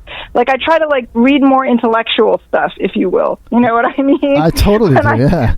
When I'm in character, so yeah, I pick up something, maybe not Shakespeare, but something pretty fancy dancy for a gal like me. But I also recently worked on Robo Woman, another one of Dustin's films, and that's got a really big cult following. And without giving too much away, Donna Lee Heising is in the title role, and again, I play a smart lady. I'm I'm like a research assistant to one of the main doctors, who's also a researcher, Mel Novak. Oh, I love Mel Novak. And Mel Novak's also in LA Shark Attack. So, I get to work with these great actors, and it was just a wonderful experience on that one. And it was all about women's empowerment, and it's the woman stands up for herself, and she empowers herself, and without giving too much away again, she gets into martial arts.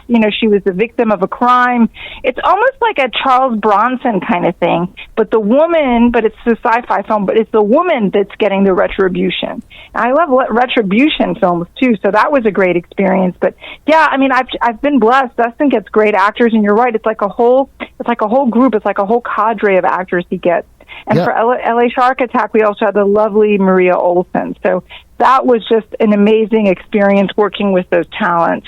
I need to come out there and party with you guys after a viewing or something like that, a red carpet, anything. I need to be out there pretending like I'm important just so I can party with y'all. Oh, you are important. We'd love to have you. There was another film of Dustin's I did, and it was a franchise film. It was Meat Hook Massacre, the final chapter. And that was amazing because I got to work with the actors that were in the original franchises. And they were wonderful, and they're all these really nice, sweet Midwestern people. I really enjoyed working with them, and once again, Alan Maxon played Uncle Swine in that film. He's really good with playing, certain characters. But yeah, they had the original Robert Langford played Bubba, and he's also a great musician. And it was the whole. It's like I said, it's like a whole group. It's like you know how there was the studio system in the 1920s and 30s. Well, Dustin has his own troupe of actors he uses, and I think that's great because the more he gets to know them, the more he does their character. Character development, really is applicable. So I really enjoy it, and I enjoy what he sees with the characters and where to go. And he's got a wonderful vision. He's a really sharp young guy, and he's got many talents. And he used to own a video store. And Tarantino worked in a video store, so there's a lot to be said. So. Yeah, he's just a very talented guy, and I can't speak highly enough of him. But I have some other projects that I'm very excited about as well. What else is coming up? I got a picture of you right now on the monitor in the lab coat with the glasses, with your hair straightened, with Brink Stevens. You look gorgeous. You look very confident in the role. Gorgeous in every picture I've seen, definitely. Oh, you're so kind. Absolutely. You're so kind. Mosh, Living in Southern California, you think a person's got to look like Pamela Anderson to be attractive. So I appreciate the compliment. Yeah, whatever you're doing, keep doing it for sure. Absolutely. Thank you. I do like the smart women are great to play. But a film of mine is coming out in early September. I'm very excited. It's called Eternal Code. It's by an amazing filmmaker. This guy is like a man of many talents. His name is Harley Wallen. Yes. I'm sure he's going to be guesting on your show. He's a European martial arts champion, a multi-award-winning actor, writer, director, producer. Harley is a force. Harley's the kind of person that, like, you see him and you're like, God, you know, what a prolific person. I want to go out and do a bunch of things. He makes it look effortless, but it's not effortless at all. He's just very, very talented. I like guys like that. You know, it reminds me of Mel Novak in a sense. You know, he's a lot like Mel Novak, and he's also worked with Mel. And he's got a very humble way about him. You know, he's a very humble guy, much like Mel. Mel is from Philly, I believe, and I'm from the Mid-Atlantic. So it's always great meeting these kinds of people. But Eternal Code was a wonderful experience for me. It was my first scientist role, so I hold that close to my heart. Now I'm at 3 and 3 for scientists.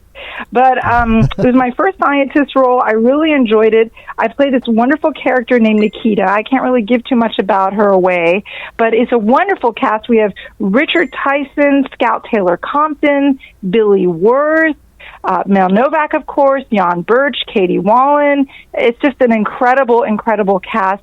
Harley does amazing work, and it's just a wonderful project to be a part of. It's very it's based on an article he read. It's a process they're doing in China. It's about this genetic research company. They developed this incredible device that sustains life for rich and powerful people. So it kind of has what? I'm sorry? I said Mosh will never see that. You never know. He's only one lottery ticket away, right? One good rap away, right? One good rap or lottery ticket, or I don't know. It goes on America's Got Talent and wins. You got my vote. I'm pretty good at lottery and rapping. So. Well, the Kevin Holly show will be the bump you need, brother. That's it. Absolutely. Yeah, just keep doing what you're doing. Absolutely. Or you could get big sponsors, and you could be the rich and powerful ones yourself. So, Vito, let me ask you, who would win in a fight, Harley or Mel? God, you know, you can't really compare because Mel is, you know, a mature gentleman. True, you have to take Mel back in time. Yeah, in their heyday. I don't know. I'm going to have to research God, that's a really tough one because they're in different martial arts expertise. Well, and also... Doesn't it make a difference? It does. And Mel Novak, he fought Bruce Lee in Game of Death. He fought Chuck Norris. Chuck Norris, man of all people, you know? I don't know. I'm going to have to... I'll ask Harley and see what he thinks. And you have to ask Harley. But, you know, I will tell you, I learned so much from the two of them. And when I was on Holy Terror, Mel really protected me. He's like, don't fall this way, fall that way. Because, you know, my character was being exercised.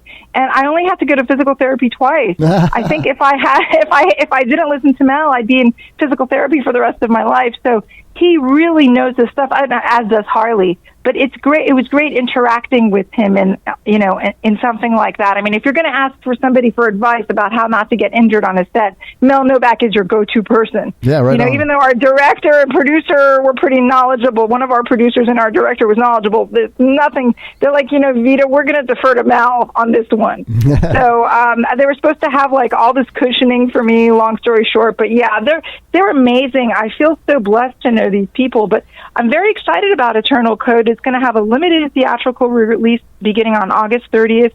It's going to play in select markets, and then it's going to be released on all major cable platforms in VOD on September 6th. It's also going to have a big splashy premiere in Hollywood in early September, and I wish you all could attend. We're going to have Oscar nominees, Emmy winners, Emmy nominees, maybe a few Grammy winners. So it's going to be like a night of 100 stars.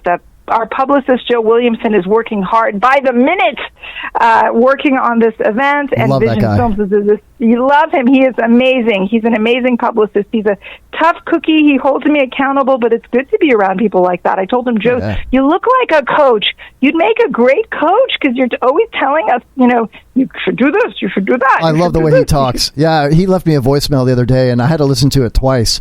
You know, hey, Kevin, how's it going? I got some great. You sound like a Scottish brogue. I was like, listen, if you ever want to do like voiceover, you could do voiceover for what's the name of the guy and all those action? Liam Neeson. Yeah, you could as you age, you could do voiceover for Liam Neeson, and he thinks I'm being sarcastic, but he definitely has that brogue.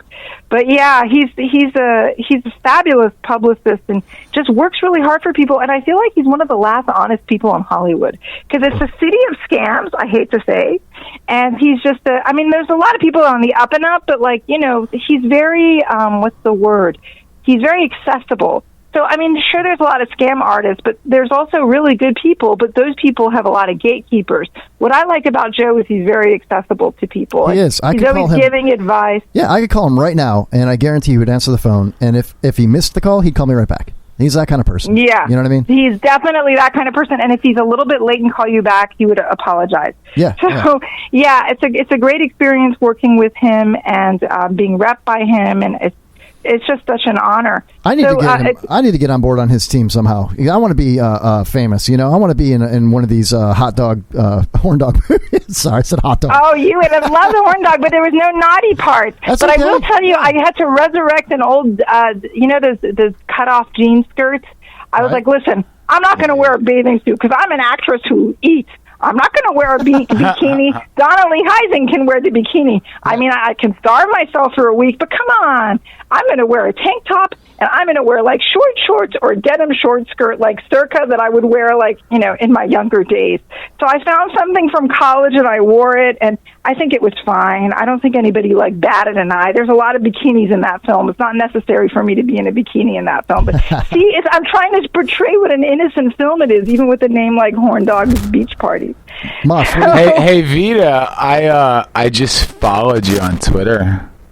I'm going to have to follow you on Twitter. I like the way you said that. You make it sound so sensual. Which if any of our listeners would like to follow Vida, it's just at Vida Ghaffari on Twitter. And I encourage everybody listening right now to go directly to Twitter right now. And, not right now, after the show, and follow Vida because it's an amazing Twitter page. Thank you. I'm actually hawking my Instagram. Yes, thank you. Grazie. I'm actually hawking my Instagram, which is my same name, Vida Ghaffari, and Ghass like Frank Ari. Believe it or not, it's like Smith and Farsi. Unfortunately, not in this country. But I'm really trying to hawk my Instagram. So far, I've been able to get some free clothes and some free hair care products. And see, that's what I'm talking about, Vida. I've paid attention to you since before you called the show the first time, a couple of years ago, whatever it was. And, excuse me, I've noticed, like, you've not modeled, but, like, if you're at an event, you might be wearing a dress from a certain designer. Do you get a lot of that? Does that happen to you a lot? I do, but sometimes you get to keep it, but not always. So a lot of my friends are like, oh, my God, you must have so many clothes. And I'm like, well, yeah, but I don't get to keep all of it because some of them are one of a kind. So I joke that I've worn like $100,000 probably of clothes, but I don't get to keep those clothes. But the thing that a lot of people don't understand is a lot of times one has to dry clean them, which is not a big deal, but you've got to go to like a specialty place. Yeah, you got to be careful. So everything has a toil to it, but I feel very blessed that I can go to showrooms, that I can go to designers, that I can get all these things done, and I don't have to go to like a Bloomingdale's or something. Hold on a second. Mosh is writing a message on the whiteboard and showing it to me. What is that? He wants to know if he can get those jean skirt. Come on, Mosh. You want my jean skirt, really? Do you know how hard I tried to fit into that jean skirt? Okay, I guess I could send you the jean skirt. Thank you so very much. And, sure. I didn't have the courage to say that, Kevin, so I appreciate you, voicing that for me. That's what I do, That's what I do. Wouldn't you rather have one of the girls' bikinis? I mean, come on. If I was a dude, I'd want one of the girls' bikinis or like the tube tops they were wearing. That's just me. The more the merrier. But I don't think Mosh could fit in the bikini. That's probably why he's saying that. How do you know? So Mosh might have to put the Spanx on because those are really tight, vintage Levi's denim shorts, I believe, if I wore the Levi's. I was born to wear Spanx, if you've seen my backside. I mean, I've been spanking for life. Oh, my God. I have. I've seen really? Your backside is like what? Like somebody in a music video? I don't even... No, what can you be at liberty to say these days? Everything I say, I have to watch. I know. We don't, luckily. You can say whatever you want here. Yeah, you're fine here. Because nobody's listening. I'm just kidding. No. It's more like is he Rubenesque like the singer Lizzo? Yeah, I would say that. That's pretty accurate. Why not, I don't know. I've seen him try bikinis on before, and it just doesn't work for him. It's more of a onesie kind of guy. But it works for you. Yeah, so. Well, Anyway, so Vida. Oh, my God. So, all right. You've got this new movie coming out. That's what is it? A soft release, you said, and then it's going to be all over the cable channels and video on demand in early September. Yes. You said, and it's going to be in select theaters across the country. It's going to be in Detroit. It's going to be in Minneapolis.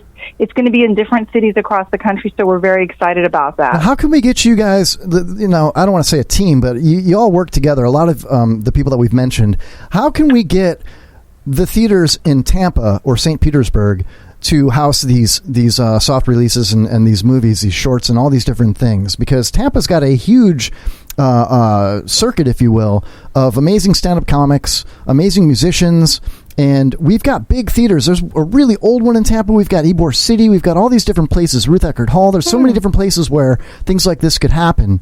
I got to talk to Joe. I got to talk to Joe Williamson. You got to talk to Joe, but I think it's also the distribution company does it. They're dealing with Imagine with an E theaters.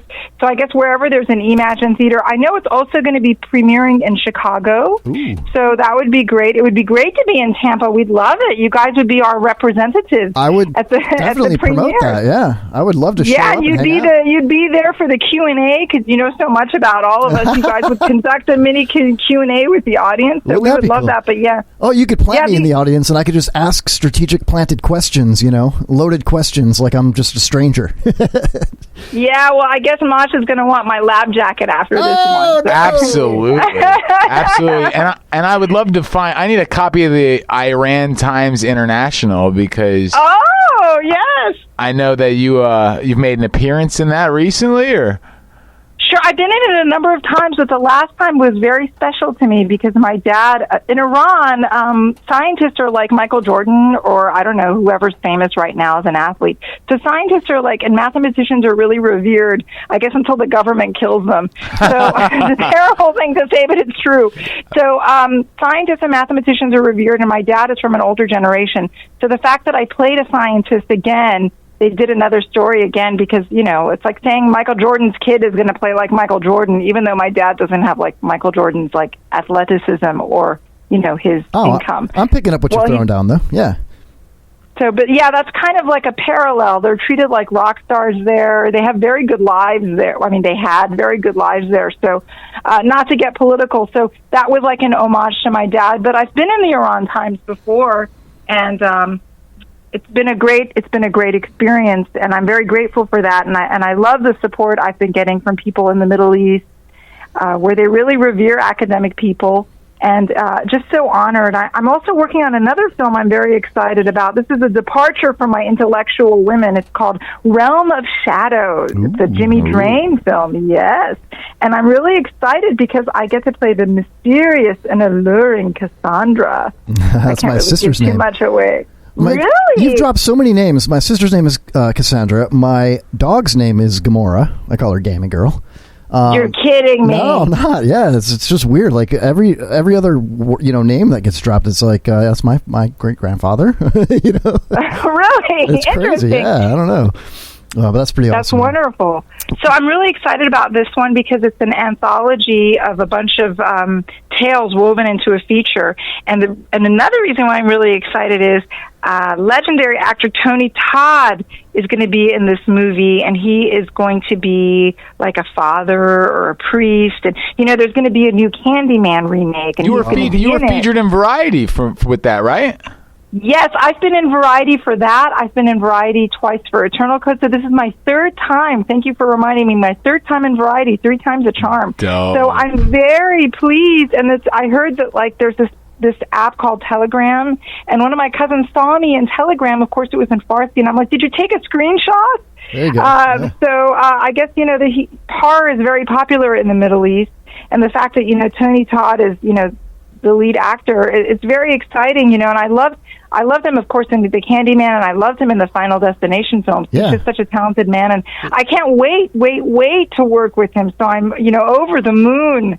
Pinch me, I'm dreaming. It's like you're the type of actress that can bridge the gaps between, the Middle East and Western countries that normally, you don't see a lot of actors or actresses from the Middle East in popular films. You know, there's probably some that I don't know about, but there's some that are actually, they're doing really great, but they're usually like in a headscarf, or they're usually, they have a turban on their heads, or, there's some that are in the mainstream and they're doing quite well for themselves, but every time I see them, they gripe, even though they're in big studio movies or, big network TV shows, are like, how long am I going to have to be in a headscarf? How long am I going to have to wear a turban? How long am I going to, I guess for me, I was, the difference with me was I was born and raised here. My family's been abroad a long time. Some Persians would say, and it's a terrible phrase, I'm very whitewashed. So, very westernized, and I guess I kind of look a little westernized. But so I think in some ways that does me a favor. I am ethnically ambiguous, which helps, but I think I also blend in pretty well, too. So I think that's a good thing to play different things. Absolutely. When I first started out, there was always those roles, or you want to book those roles, right? So I was in the headscarf, I was in the burqa, and it's always on a very hot day, not necessarily in the summer, but it's like the day in like March that's like 90 degrees. Yeah, that's so it's like a weird karma, that you're, or the guy that has to wear the turban or whatever. But I feel like those roles are kind of opening up too. Like they have bigger character arcs for those roles. They're not just bad guys and say Chuck Norris movies. We mentioned that earlier with Mel Novak. But I think there's loosening areas. But yeah, there's a Afghani actor that I've worked with for years, and he's like, I'm sick of playing like the head of the village. So there are those roles, but they don't really go beyond that, unfortunately. I'm hoping there'll be, more of, there's a lot with diversity and inclusivity, and, there's groups now for like Middle Eastern actors and all that, but I think there has to be, more change for that. But I'm very grateful the space that I'm in. I think looking forward, because you're still very young, that you may, be one of those influential actresses that does kind of bridge that gap. Even if you don't know that you're doing it, or if it's not your main objective, it still just might happen, and that might be one of the many things that you become famous for, Oh, thank you. Well, the funny thing is, when I first came here, I remember someone told me when I was doing a voiceover job, they're like, you have a bit of an accent. I'm thinking, dear God, I was born here. What is this? What kind of person is this? And he's like, Philly. I feel like it's a mid-Atlantic twang. And I was like, called it. God, I said, as long as it's not like, something Middle Eastern or something, I get paranoid, even though I was born and raised here. So, I think it's, in a way, it's maybe as good that I have a mid-Atlantic twang. Better to have a mid-Atlantic twang. Not that there's anything wrong with having a thick Middle Eastern accent, but it's severely limiting. Those people do very well for themselves, but they're always in that niche. Yeah. So I enjoy, different niches. I wouldn't want to be the hijab lady or the headscarf woman. There's a few roles for some Middle Eastern actors, but it's usually the older ones, but it's still like a little bit stereotypical, or like it's like a period piece about Jesus. So, which is great, but there's only so many period pieces about like Jesus and Moses. Yeah, we're talking about shark movies and you know what I mean, and horror flicks and stuff. Come on, do what you love. Love what you do. Well, listen, Vida, it was awesome talking to you. We are up against a hard break. We're a little bit late. I love having you on the show, and I wish you the best of luck. Again, everybody that wants to follow Vida on Twitter, what is it, at Vida Ghaffari? Just your name, right? Mm-hmm. Yes, Twitter, Instagram, and Facebook, and thank you so much. And the lab jacket and the denim skirts in the mail, mister. Hell yeah. It was a pleasure talking to you, Vida. Yeah, best of luck to you, and we'll definitely keep in touch with you, and I will be looking with the name of that movie that's coming out in September again. Eternal Code. Harley Wallen's Eternal Code. And we'll be talking to Harley next week, Vida. So tune in for Wonderful. that. Heck yeah. For sure. All right, Vida. Take care. Thanks again. Thank you. We'll see you. Bye. Bye. Vida Ghaffari, everybody. Oh, my God. So nice. She's awesome. Where are you getting all these A-listers from, man? Dude, it's the Kevin Holly Show. That's what we do, Mosh. It's just how we do it, man. Welcome to the program, dude. She's amazing. She's amazing. She's very beautiful. Yeah. Very articulate. She speaks Farsi. Check this out. I've got it. I told you I'd have it. Ready? شما دارین گوش میدین به Kevin Holly Show. شما دارین گوش میدین به Kevin Holly Show. شما دارین گوش میدین به برنامه Kevin Holly. If you hear that last part, not that part. Oh, Jesus! If you hear this last part, it sounds like she says with Ryan Hoppy. Listen, here. Kevin Holly. When she said the French stuff, I took French in college. Oh, really? It is the most crazy. Like I took Spanish and French at the same time. French is like Chinese, man. It's crazy. Spanish is really easy. Yeah, I know a little bit of Spanish. Like I can say, después de trabajo me gusta fumar muchas mota y tomar muchas cerveza con su madre. Antes de chingale. Más despacio. Say it again more slowly, please. Sure. Después de trabajo me gusta fumar muchas mota y comer muchas cerveza con su madre antes de chingale. You work for weed and beer, a lot of weed and a lot of beer. And what was the second part? Con su madre antes de chingale. With my mom to have sex with her. After work, I like to smoke a lot of weed and drink a lot of beer with your mom before we, Okay. Yeah. Cuando te cingas con mi madre. I don't know. That's all I know, dude. Te necesita dime las dinero. I gotta pay you to. Sí, porque mi madre está mi prostituta. Oh, you're her pimp. So I have to go through you. I'm my mother's pimp. Hey, look, let's just let bygones be bygones, and I'll hit you up next time. You know what I mean? I'd appreciate that. All right, we're going to take our last break. We'll make it a fast one, and we'll come right back with more of the Kevin Holly Show. Thank you, Vida Ghaffari, at Vida Ghaffari on Instagram, Twitter, and Facebook. That's spelled VIDAGHAFFARI. Very nice. Ghaffari, right? Very Off the nice. dome. Very Off the nice. dome. All right, we'll be right back. Jeez. There we go. For the best in music and entertainment, keep it right here. Actually, Captain, this species obviously emanates from a superior race of DJs. Real radio for real people. This is WBR-FM. Farther and farther each and every day, knowing not in which direction I am going, looking down upon myself, I breathe.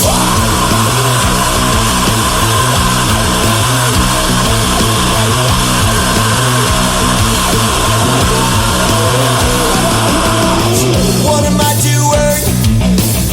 It results the same as before. My stepping stones put up a damper on things she said.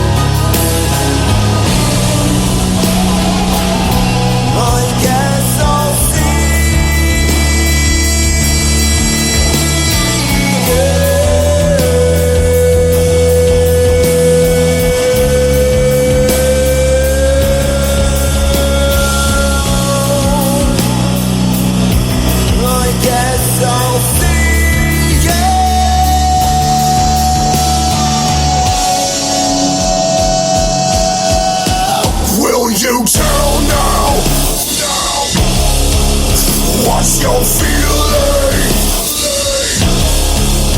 on the inside? Aren't you not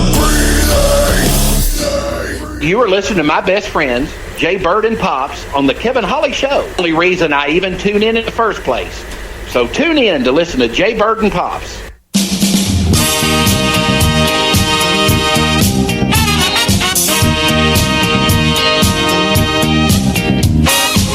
This song is dedicated to all the men out there that don't seem to know how to keep their woman happy. I want y'all to take a little listen. See if you wanna try this. Some men think the height of a woman's pleasure is when he's kissing her on her lips. And some men think the joy of foreplay is caressing with his fingertips. And some men think a little titty kissing is the answer to every woman's dream. But let me tell you how to kiss her if you really want to hear her scream. You make her feel good, but you can make her feel better if you treat your lady like a stamp and a letter. Lick it before you stick it. Better lick it before you stick it. Lick it before you stick it. Lick it before you stick it. Woo!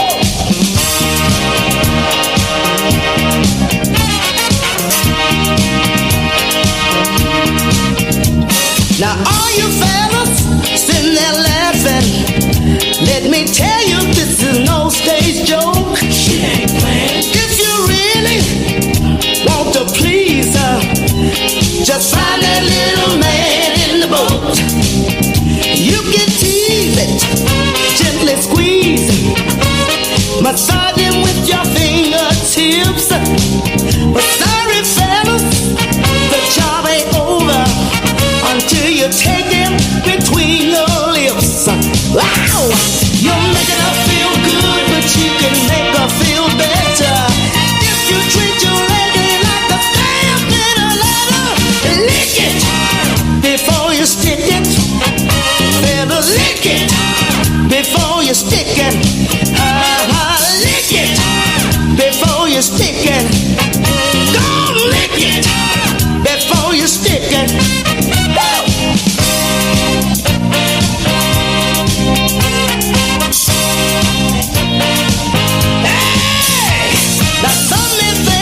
A little titty kissing is the answer to every woman's dream. But let me tell you how to kiss her if you really want to hear her scream. Wow! You're making her feel good, but you can make her feel better if you treat your lady like a stamp in a letter. Lick it before you stick it. Don't lick it before you stick it. Lick it before you stick it. Hey, lick it before you stick it. Hey, lick it before you stick it. Lick it before you stick it. Lick it before you stick it. Better lick it before you stick it. Hey! Lick it before you stick it. Lick it, lick it, lick it, lick it, better lick it, lick it, lick it, lick it, ow, stick it, stick it, stick it, stick it, better stick it, stick it, oh you stick it, hey, you got it, stick it, I like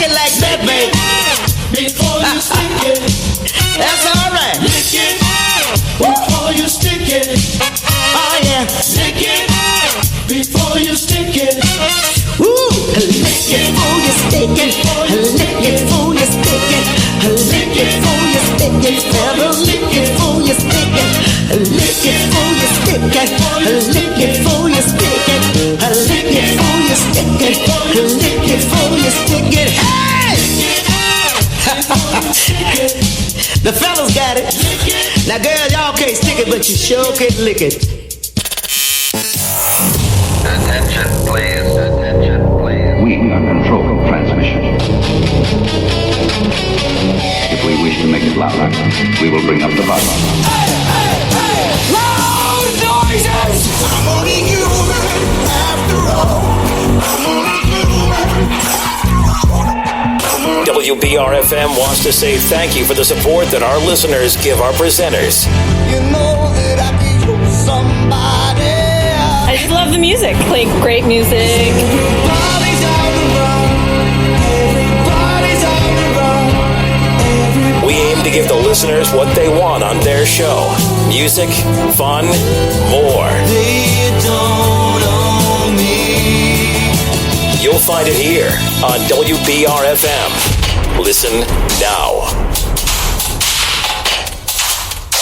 I sold my soul so long ago for a bottle of whiskey I just drank alone. But I had just one thing to show is something I've always known. 'Cause in this moment everything is clear. The inebriation when you're near is what I needed all along. Yes, it's just what I needed all along.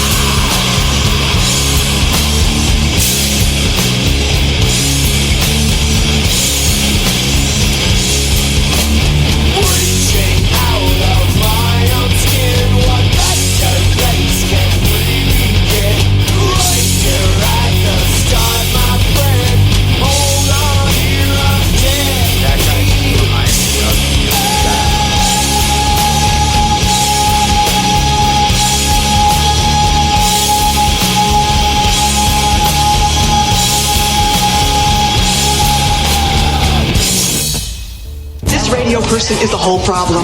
Are we going to allow this guy to be heard by anyone who can turn a dial? Got a pirate radio station. Nobody knows who he is. You out there? You listening? Holy crap. Welcome back, everybody. I don't know what's going on with Spreaker.com, but everything on our end looks good. We're live on the IRN right now, IRNbroadcast.com. If you want to hear us live right now, you can still join us in the chat at Kevin Holly Show 4. What is it? No, I'm sorry, that's Twitter. It's the website, kevinhollyshow.com. Nitwit says you can hear us, so Spreaker is up. It must be something in the building here, man. Some kind of RFID, RFID's nuts! Oh! You awake? You awake? I'm awake! Nitwit says, who was that last band? That would be Murder the Crow. One of my favorite songs as well, man. That's why I love supporting local music and getting to know these guys, man, in the local Tampa, St. Pete music scene, because you end up listening and finding a band that you like, meeting them. These people, they mingle and hang out in the crowd and everything like that, but then you end up finding like one of your favorite songs, too. That's one of my favorite songs. How would I have ever known about Murder the Crow if I didn't listen to internet radio, podcasts, go out to events and things like that? Totally badass, man. Check out Murder the Crow full show. They've been on the show twice, man. Played in the studio. Dope. Totally cool, yeah. So we got what, Ryan on the show, on the hotline here? Ryan, are you there? Hey, I'm here. Ryan Ghaffari, one of Florida's premier battle rappers. And you can find Ryan Ghaffari is, if you guys don't know, you should know by now. He is one of the great up and coming battle rappers in Florida. He's traveled all over the country to do battle rap. You can find him on Facebook, Ryan Ghaffari. You can it's at Ryan Ghaffari for all his other stuff. This dude is great, and I think that he has the sack to battle rap me 4 bars back and forth. I mean, is that true? Battle rap you right now? I mean, freestyle. Can you freestyle? Yeah, what do you got, man? Do you know Andy Melanakis? Sorry. Yo, shoot. All right, yo. I could kill Mosh Gelton from port to port. He said Andy Melanakis. Well, I'm going to keep it short. Ooh. Yo, you're a huge whore. How clean do we gotta keep it around here? You don't. Are we on the air right now? Yeah, we're on the air, but you can go. Listen, I guarantee you, I will be obscene. We're going 4 bars back and forth. You need to keep it clean. I've seen Ryan in person, and he's a dream. But there's no way that he is mean. He's unkempt. Unkempt. Ooh. Go ahead. What you got? Hold on. Can we do a 3-way? You want to jump on it? Yo, jump in, man. Ryan calls the show. He thinks he's good to go, but all he does is giggle like his little pecker tickles. Oh. Thank you. Very nice. I don't know. Wow. Run it. What you got, dog? What's up? What you got, bro? What you got, bro? Yo, I don't even play with hoes. I call up on your radio show just to make you go low and get your girl on my GoPro when she gave me that blow. Oh. Yeah, she did give you that blow, but you know, bro, against me, what that was so-so. Now, Ryan V, I don't know why he's trying me, but I will hit you so hard your body will land as far as the eye can see, and you'll probably wake up in a bed with the Iron Sheik. Woo! I'm bringing it back to Farsi, because that's how I see when I don't listen to ICP, because it makes me have to go pee. Ooh. But I do that when I sleep, because I got sleep apnea. What I got to do is make sure I get at you, because if I don't, I end up doing something else. And what is that other thing I do? It's beatbox Kev. Yeah. You beatbox and you rap and stuff, but I don't think it could possibly be any crappier. And yo, you want the Iron Sheik? Well, I'll leave you broken when I drop that elbow, son, just like Hulk Hogan. Oh, well, let me tell you right now, I am that mad. And I can tell you right now that you rap sad. You are mad. You are mad whack.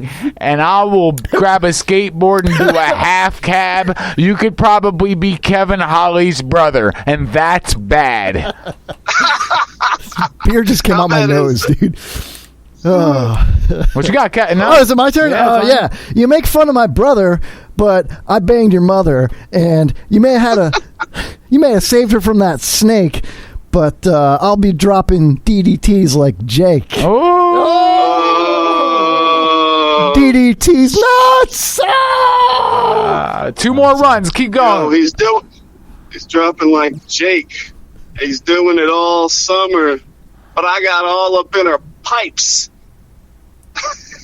Now she calls me Jake the Snake Plumber. Your chick says that you do like to have sex with pipes, especially ones that are large enough to fit on Wesley Snipes. And who's the best battle rapper? Never you. You probably want to have sex with 11 dudes and scratch Kevin's pubes. Hold on, I can tell you're so white under a glow light. I mean, you're not so tight, you're Snow White. Yo, I'm the best at this. Your chick wants to have sex with this. I'll have her head spinning while I'm erected, kid, like she's the Exorcist. It'll make your head spin. When Kevin Holly steps in for the win, because this is what I do, yo. And I bring it real, because every Wednesday night, that's how I chill. And when I do chill... Whoa, dude. Ryan Viafora, check me out on all the social medias. Yeah. VIAFORA. It's spelled like a phone number sounds. Why you stepping on my toes, Rappy4? Me? I thought you were dropping a beat. Yeah, next time you rap before me. Ooh. Oh, I don't even know what that means, but whatever. No. It was go. Hey, no, we appreciate you jumping on, Ryan, man. Hey, we're going to have you in here one day soon to do a live battle, man, if you're down. Yeah. Just don't fall asleep. Let's do something crazy, guys. Hell yeah. Let me ask you something, Ryan, real quick. Yeah. What are you wearing? What's that? What are you wearing? What am I wearing? Well, now you asked. Some rolled up work pants, rolled up past my knees, all sexy like, and then a great tank top. Oh, yeah. Is it a tight-fitting tank top? It could be tighter. I mean... It has the capacity for tightness. It fits good, though? I would say it's a nice, comfy fit, that's for sure. He's a gorgeous man. Is it blue? You're too kind to me. What's that? Is it blue? It's more of a gray. Do you know what's blue and doesn't fit anymore? Oh, geez, I'm walking right into something, aren't I? That Disney kid that just seized out and died. Say what? What happened? Did have a seizure? Yeah, I don't know. Whatever. Yeah. Hey, you're the go. Hey, follow Ryan Viafora at Ryan Viafora everywhere. Go on Facebook. How the hell do you spell that again? Viafora? V-I-A. Go ahead. F-O-R-A. V-I-A-F-O-R-A. If you remember it like the syllables of a phone number, want, it's easy. And if you go on YouTube and you watch this guy's battles, seriously though, he's one of the best in the state, and it's straight entertainment. And just type his name in, Ryan Viafora, on the YouTube, and it's great. And we appreciate. Me and Mosh have a battle. Oh yeah, we actually battled. We had a professional battle. It's one of the best ones that's on my channel. So I encourage you guys to go check that out because it's amazing. Ryan, thanks for calling in, man. We love you, bro. My thing's breaking up. Hey, man, thanks for having me. Can you hear me? Yeah, we can hear you, man. We're gonna have you in the studio soon. Unfortunately, yes, we can hear you. Love you, brother. Yeah. Thanks. Love you guys. Take it easy. Check out Teddy KGB versus Ryan Viafora. It just came out. Absolutely. Damn, how much do we charge him for all these promos, man? $100,000. Yo, you told me to call. I called. I love you guys. You're the GOAT. Later, yeah, Ryan. you rock. Thanks, guys. We just messing with you, man. We love you. Holler. $100,000. Yeah, I'll take. Oop.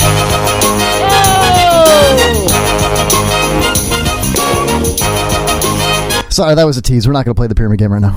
We're not prepped. I hung up on him on accident, dude. I'm sorry. It's all good. He dropped the call. Is what it was. He's more of a writer. I'm not. Wait, he's still there. Hold on a second. Let's see if he's like he didn't realize it. Hold on, he's still talking. Hold on. What? You feel free to hang up on me if you got. We thought you were gone already. Oh, dude, I can't get rid of this guy. Hey, Ryan Villafora on the phone. Everybody, thanks for calling in. All right, I'm back. All right, hey, just like that, he's gone. See ya. Sunday. He's the guy. That was pretty funny. I amused myself. He's go. Hey, before we go, cool. Yeah, I like him. I did want to speculate on that one thing. Yeah. What about this? That? Oh, okay. Yeah. Yeah. Well, okay. Yeah. Because I think everybody in the whole country, they finally figured it out that all of our conspiracy theories on the Clinton death squad is real. I mean, it may be, but. Here's what I want to ask you. Now, you've been following this stuff, right? Oh, I'm totally all about current events, yes. So, the Jeffrey Epstein stuff. Yeah, the pedophile guy. Pedophile guy. Whore Island, Lolita Express. Oh, all about it. He's he's been bringing all these high-profile politicians and celebrities over to Whore Island so they can have sex with underage girls. Exactly. How many times have you been on the Lolita? Me, never. Well, I mean, as a underage kid. Bars. Well, hey, all right. So there's okay. I don't know. I can only count on one hand. Well, there's three. That was fire. There's three possible scenarios of what happened. This dude either committed suicide. Okay. This dude was murdered. But what I tend to believe is that he's alive. They faked his death.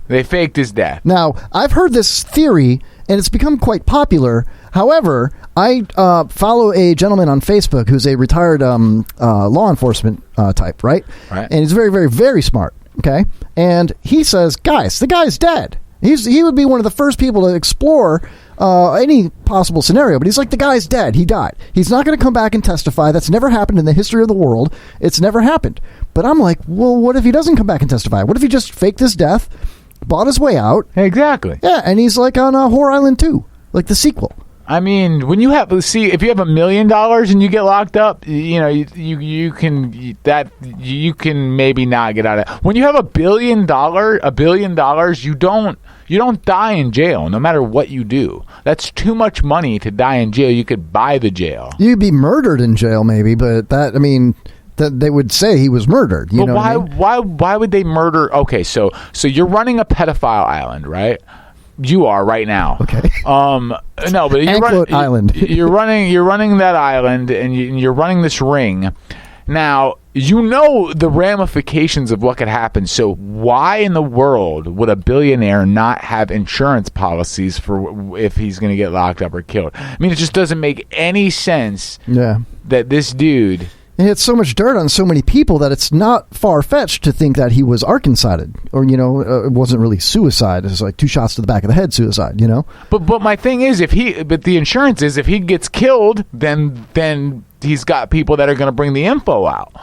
You know what I'm saying? Well, here's the interesting part, Mosh. The interesting part is that back in 2007, when he was first convicted and tried, because of his money, he was able to only do 18 months, like 1 day a week or 1 day a month or whatever it was.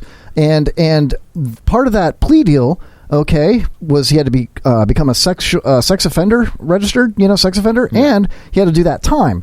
But he had to also admit to whatever it was, soliciting a minor or whatever it was. So, but part of that deal was that anybody that was employed by him or had anything to do with that, staff, whatever, was not allowed to be prosecuted. And there's a gray area because they're saying, well, they were not allowed to be prosecuted on those cases, but these new cases that they're trying him for, they're allowed to be prosecuted on that, and they could spill the beans.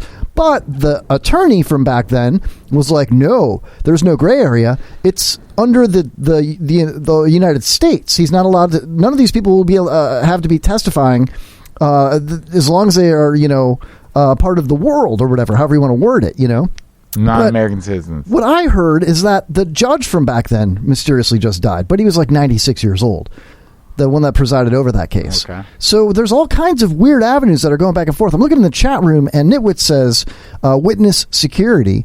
And I said, but it's never happened before. In the history of the planet, nobody's ever faked a death. That we know of. That's what he said. How do you know? Come on. His testimony can be before a grand jury and sealed. You know what I mean? So, but it's just such a weird situation. Listen. They tie him to Hillary Clinton, whatever, and Bill's been to the island 12 times. It was like 20 times. But 12 on Bill, whatever it is. But who has pull in New York? Rudy Giuliani. Who was a senator of New York? Hillary Clinton. Right? Yeah, and so how are you saying it's not possible that she couldn't get him out of jail, or just have him murked? But if she has him murked, then the insurance policy comes out. I mean, billionaires don't want to die. Man, that's just racist. Racist. I mean, Sexist. I get it. I take that back. I don't want to be racist, And I think I'm kind of getting a little woozy, a little tired, and I don't want to. Did not email any classified material to anyone on my email. So there you have it.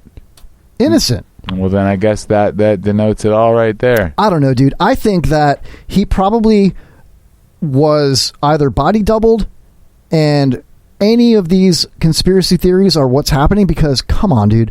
That hit list is like 46 people long now, and dirt on the Clintons, And that's another thing that Nitwit says here in the chat room, that Barr wants the dirt cleaned. That's like our only hope, I think. Barr's going after it. Barr's badass. He's going to be the next one to get Arkancided, Barr has what is it, Bill Barr? Bill Bars. That's my new rap name, man. Bill Bars. Arkancided is a great word. Yeah. I just want to say that I believe that in terms of conspiracy theories, I believe that this is the most widespread this is the most accepted conspiracy theory by Americans. I've never seen people that are not in the realm of even thinking about conspiracy theories believe that it's possible. And you can tell who those people are, because they're the same people that when they see that list of 46 people or whatever it is that were associated with the Clintons that had been mysteriously suicided or killed in a one-car crash or whatever it was, they're like, oh, wow.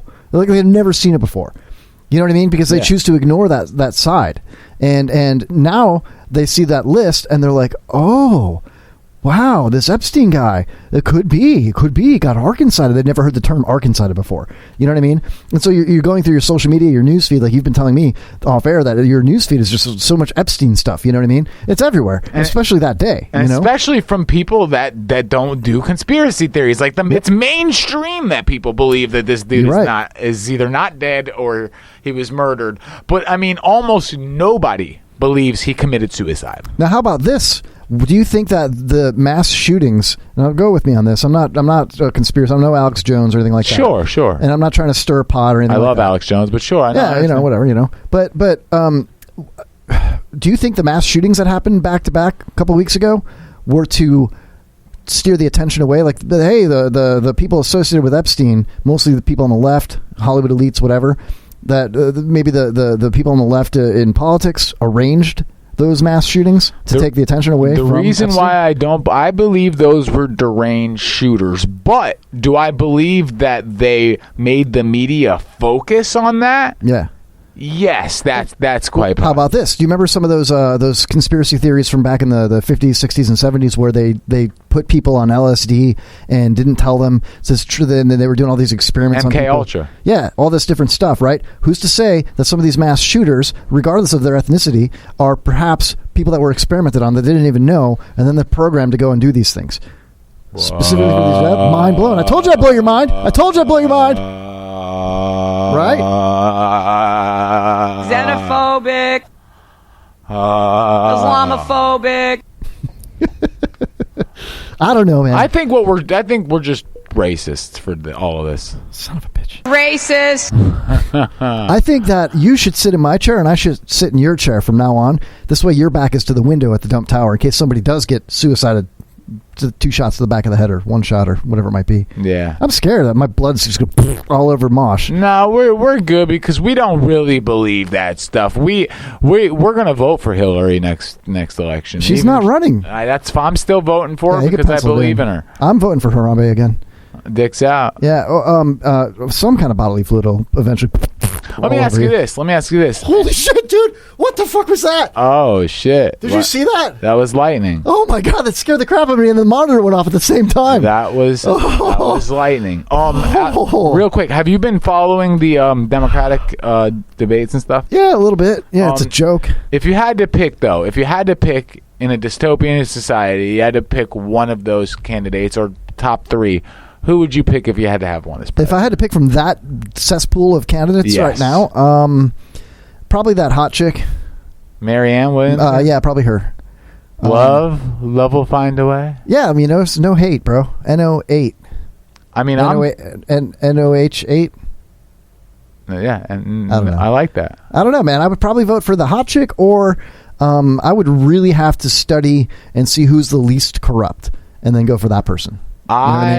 I tend to, if I had to pick, Yang, because I just want to see how it would play out with the $1,000 credit. You heard about that. Everybody gets $1,000 a month. Yeah, I just want to see how that would play out. Just out of curiosity. And Marianne, I'd vote for her just to see how the hell that would play out. You know what I'm saying? Yeah, it'd be funny. I don't know, man. I think that all the candidates on the left right now, all the DNC candidates, seem to have a similar extremist type view in one way, shape, or form collectively amongst themselves. Whether it's free healthcare, free college, huge spike in the minimum wage, or we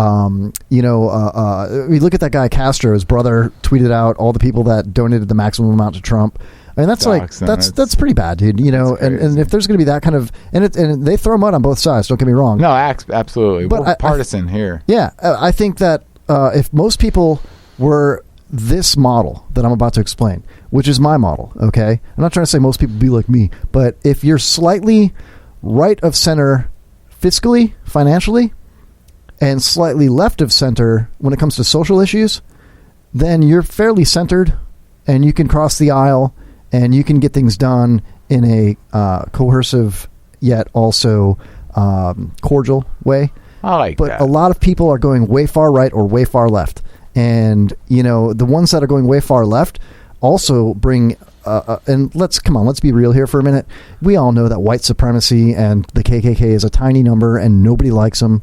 And the president wasn't talking about them in Charlottesville when he said there was good people on both sides. He was talking about the regular good people that were there. Absolutely. And any grown-ass adult that doesn't see it that way, especially after reading the transcripts and listening to the entire speech that he said, is either grossly misinformed or completely biased. And we're not Trumpers. That's facts. The thing, yeah. That's just facts. Yeah. So that's and real quick, that's the weird part that steers me away from the left is like there's so much stuff you could say about Trump where you don't have to pull the BS out. The race card and everything else. Just say and that's my point, Mosh, is that when you look at the extreme far left, okay, they're violent, man. They're violent. They're attacking people. They're saying that they're anti-fascist, but their ways about them is exactly the definition of fascism. Yeah. And they're falsely accusing the people on anything right of center, whether it's just slightly right of center or all the way to extreme racist.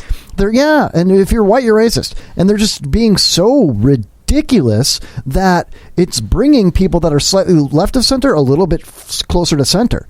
And they're hurting themselves, and they're doing nothing for the country except dividing them and everything else. And they're the first people to say, no hate, we need love, we need to not divide the country. Well, then look at what you're supporting. Like, oh, they're crying about kids in cages, yet they're not crying about all the drugs that are coming over the border and killing our kids. Crying about kids in cages, and that's okay. I'm open to listening to that argument, but when you say it's a concentration camp, yeah, come on, that's when it's like, yo, I could be swayed. You can sway me, but when you liken that to a concentration camp, I immediately go, look, bro. That's just you're not. That's asinine. It's an insult to Jewish people. Crazy. I'm Jewish. I know. That's what I'm saying. And then I'm not even insulted about that fact. It's just like it just shows that how fucking ridiculous they are. Exactly. You know what I mean? I totally ridiculous. Get it. Like I call out the media for being false, for saying things that aren't real.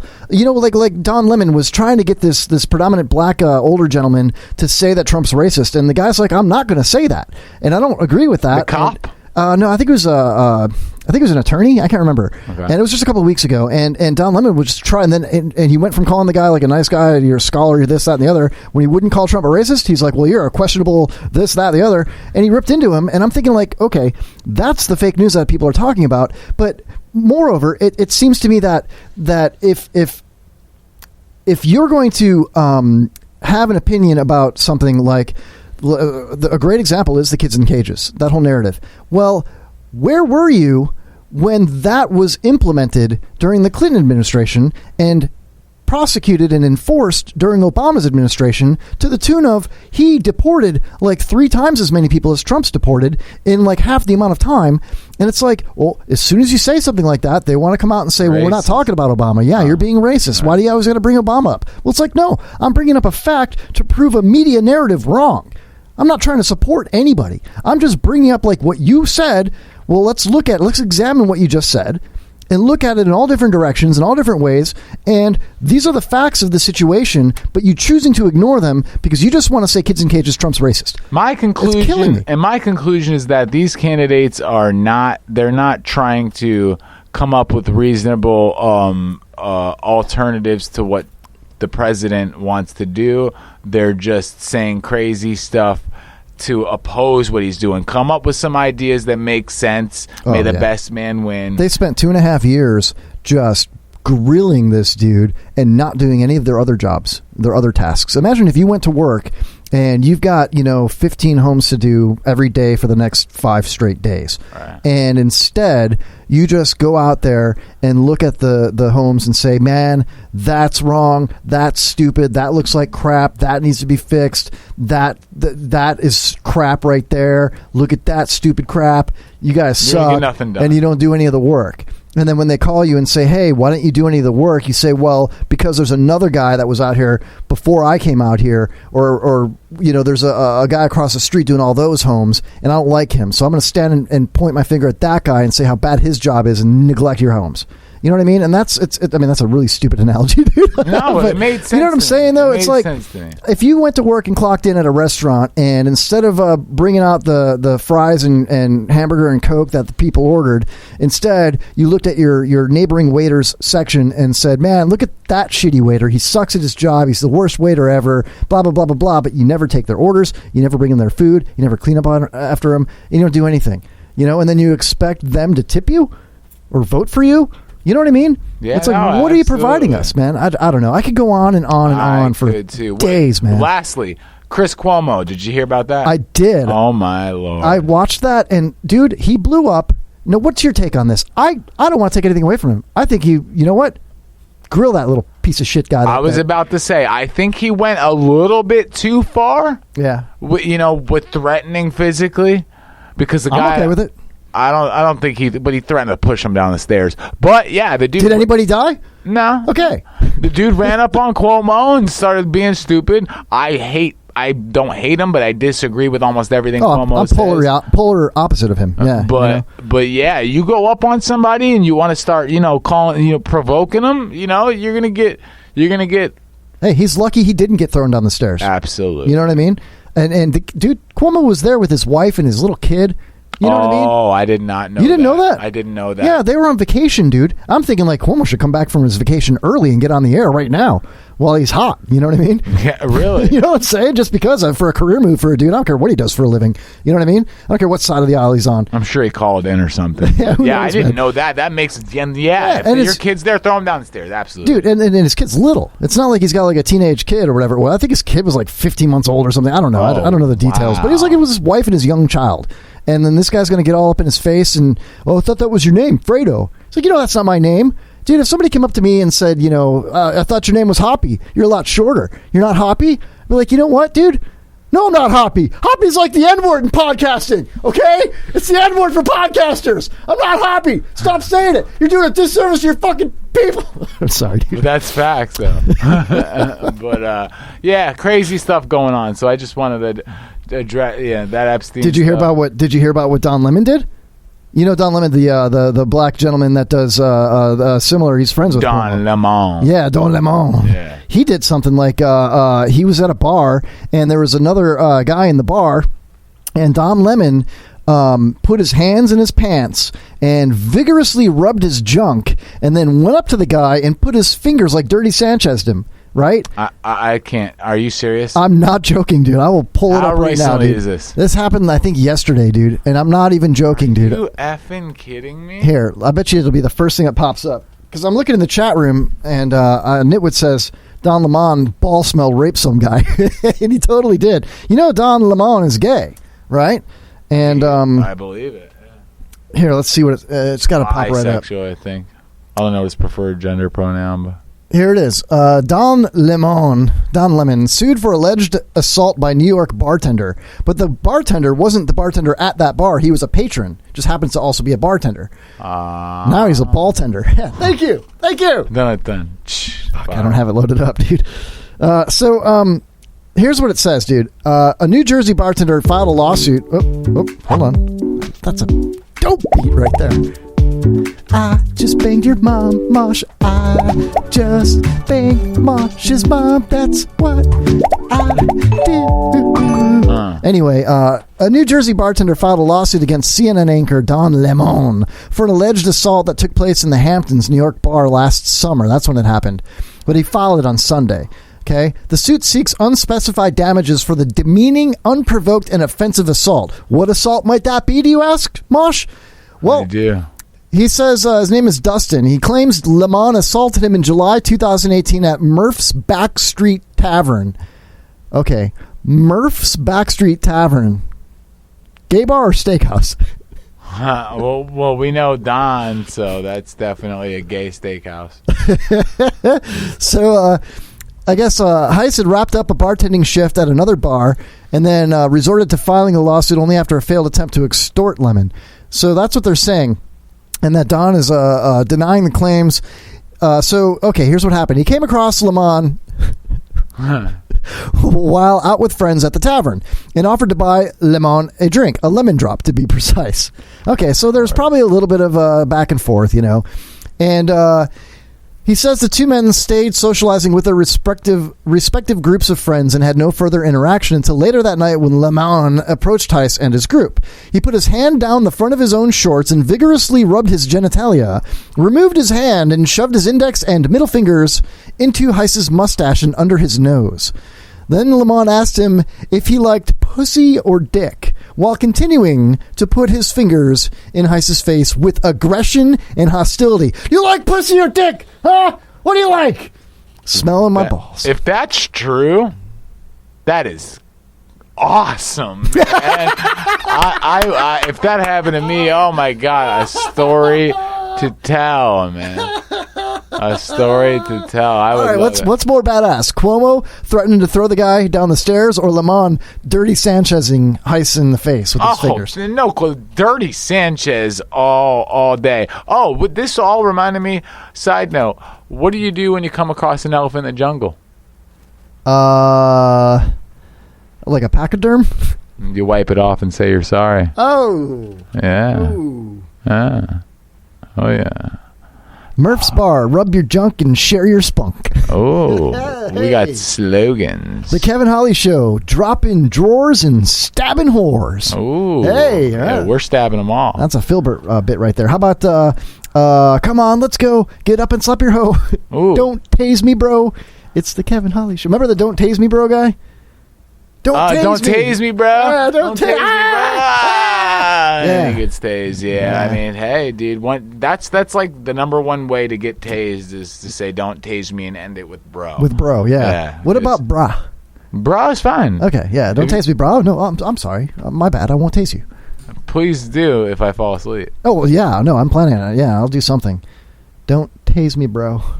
I don't know what's up with the Whit Burfam, dude. I can't get on with them. Can't get it on. Hey, everybody that's listening right now, though, I want y'all to understand that you need to go to these Instagram. You need to go to the show's Twitter, and y'all need to jump on it because it's about to pop off hard body, and we're gonna talk about PPs and other funny things, and Cuomo and Sanchez's. And I want a picture of every listener with two fingers like they're gonna Dirty Sanchez somebody or themselves. Oh, we're retweeting everybody with 2 fingers. You ever been Dirty Sanchez before? I have not. I have. My brother's son, my nephew, we were sitting on the couch watching TV. Little tyke sitting next to me, cute little guy, just watching like SpongeBob or something, And he puts his little hand down his little underoos, And I'm just sitting there, I'm not even noticing. And then he just sticks his hand, just like Don Lemon, right under my nose, dude. And it's like, hey, Uncle Tevin. And I'm like, oh. And I'm like, Yikes. Dude, PJ, dude. And he's like, what? And I'm like, oh, your kid, man. I think he shit his pants. And he's like, what? And he's like, what happened? And I'm like, I don't know. He put his fingers right under my face, right in my mouth, dude. And it smells like poo, like bad. Like, I don't know what. Is he playing? Did he poop on the couch or something? He shit his fingers. No, he's just Dirty Sanchez me, man, with his own butt. You're supposed to do that with your butt. Like, if I put my fingers in your butt and then I reach around and swipe under your nose like a mustache, that's the Dirty Sanchez. Is that so? If you wait, show me real quick. Yeah, here, bend over. Come here. Okay. All right. Yeah. All right. Hold on a second. Get that. Okay. Here we go. And easy. What do you? Ow! Do you smell that? Do you smell that? Do you smell it? Do you like that? Hold on, it hurts. Do you like pussy or dick? I'm still hurting. You put your fingers like I'm 4 sorry, hold knuckles on. deep. Let me spit. Okay, here, try this. All right, ready? Wait, hold on. All right, ready? Here we go. And what do you think? Oh God! What it smell like? What it smell like? It felt good, but it definitely smelled like shit. You need to get your prostate checked, bro. Just to let you know. Just throwing that out there. I think I felt a polyp. I don't know. Maybe not. I just got a check last week. Everything's good, but I'm gonna keep getting a check because it smelled a little funny. It's either massage or prostate, exams. I'll massage your prostate, and then maybe that's what you like, fish butt, like on a dog. You go in there and pop that little gland. Do humans have that gland? The fish butt gland? I believe so. Yeah. When was the last time you got yours popped? Very recently, and I finish in like 10 seconds when that happens. So, I mean, I'm a finisher. All right. Nitwit says he's just talking to me, really. Well, he needs to talk to Mosh or you get that. Sorry. We need to get tomorrow on the Mike Calta show. I believe they're having the sheep back in the studio, the little goats. Actual goats? Yeah. Did you hear about that? Like last year or the year before that? No. Oh, they had some like goat people bring goats in. There's like goat farms in Florida. And they have these cute little goats, and they're just walking all over the board and all over the tables. Hilarious, dude. Leaving little poops everywhere. Yeah, I'm going to wake up to that tomorrow. You're the goat when you... Have a goat. Dude, awesome idea for a lawn service. Instead of mowers, get a bunch of goats, build a little pen, leave them overnight, let them eat the grass. And you can make it a petting zoo on the side. That is not a bad idea. Yeah, charge money to pet the goats, It's gonna that'll be some correlation, but if you can pull that off, and I'm talking about your pants. I'll do that. Yeah, you can't see, but I've already taken my pants off. Should we end the show with sex? No, but we should end the show. We got 58 seconds left. Mosh Gelton, everybody, battle rapper extraordinaire. Thanks for coming in, bro. You are very welcome. And don't forget, follow me at Mosh Gelton on Twitter, at Mosh Gelton on Instagram, at Mosh Gelton on Facebook. And also special thanks to Vida Ghaffari. Check her out. Instagram, Facebook, Twitter, at Vida Ghaffari. That's Ghaffari, Ghaffari. And special thanks to Joe Williamson. And we're out of here, Mosh. I'll see you next Wednesday, if not sooner. Good to see you. All right, brother. Kevin's getting tired. It's time to end the show. He really freaking blew. It's end of the Kevin Holly Show. I'd like to thank you for listening to the Kevin Holly Show. I hope you've had as much fun as we have bringing it to you. It's really been a pleasure. And be sure and get us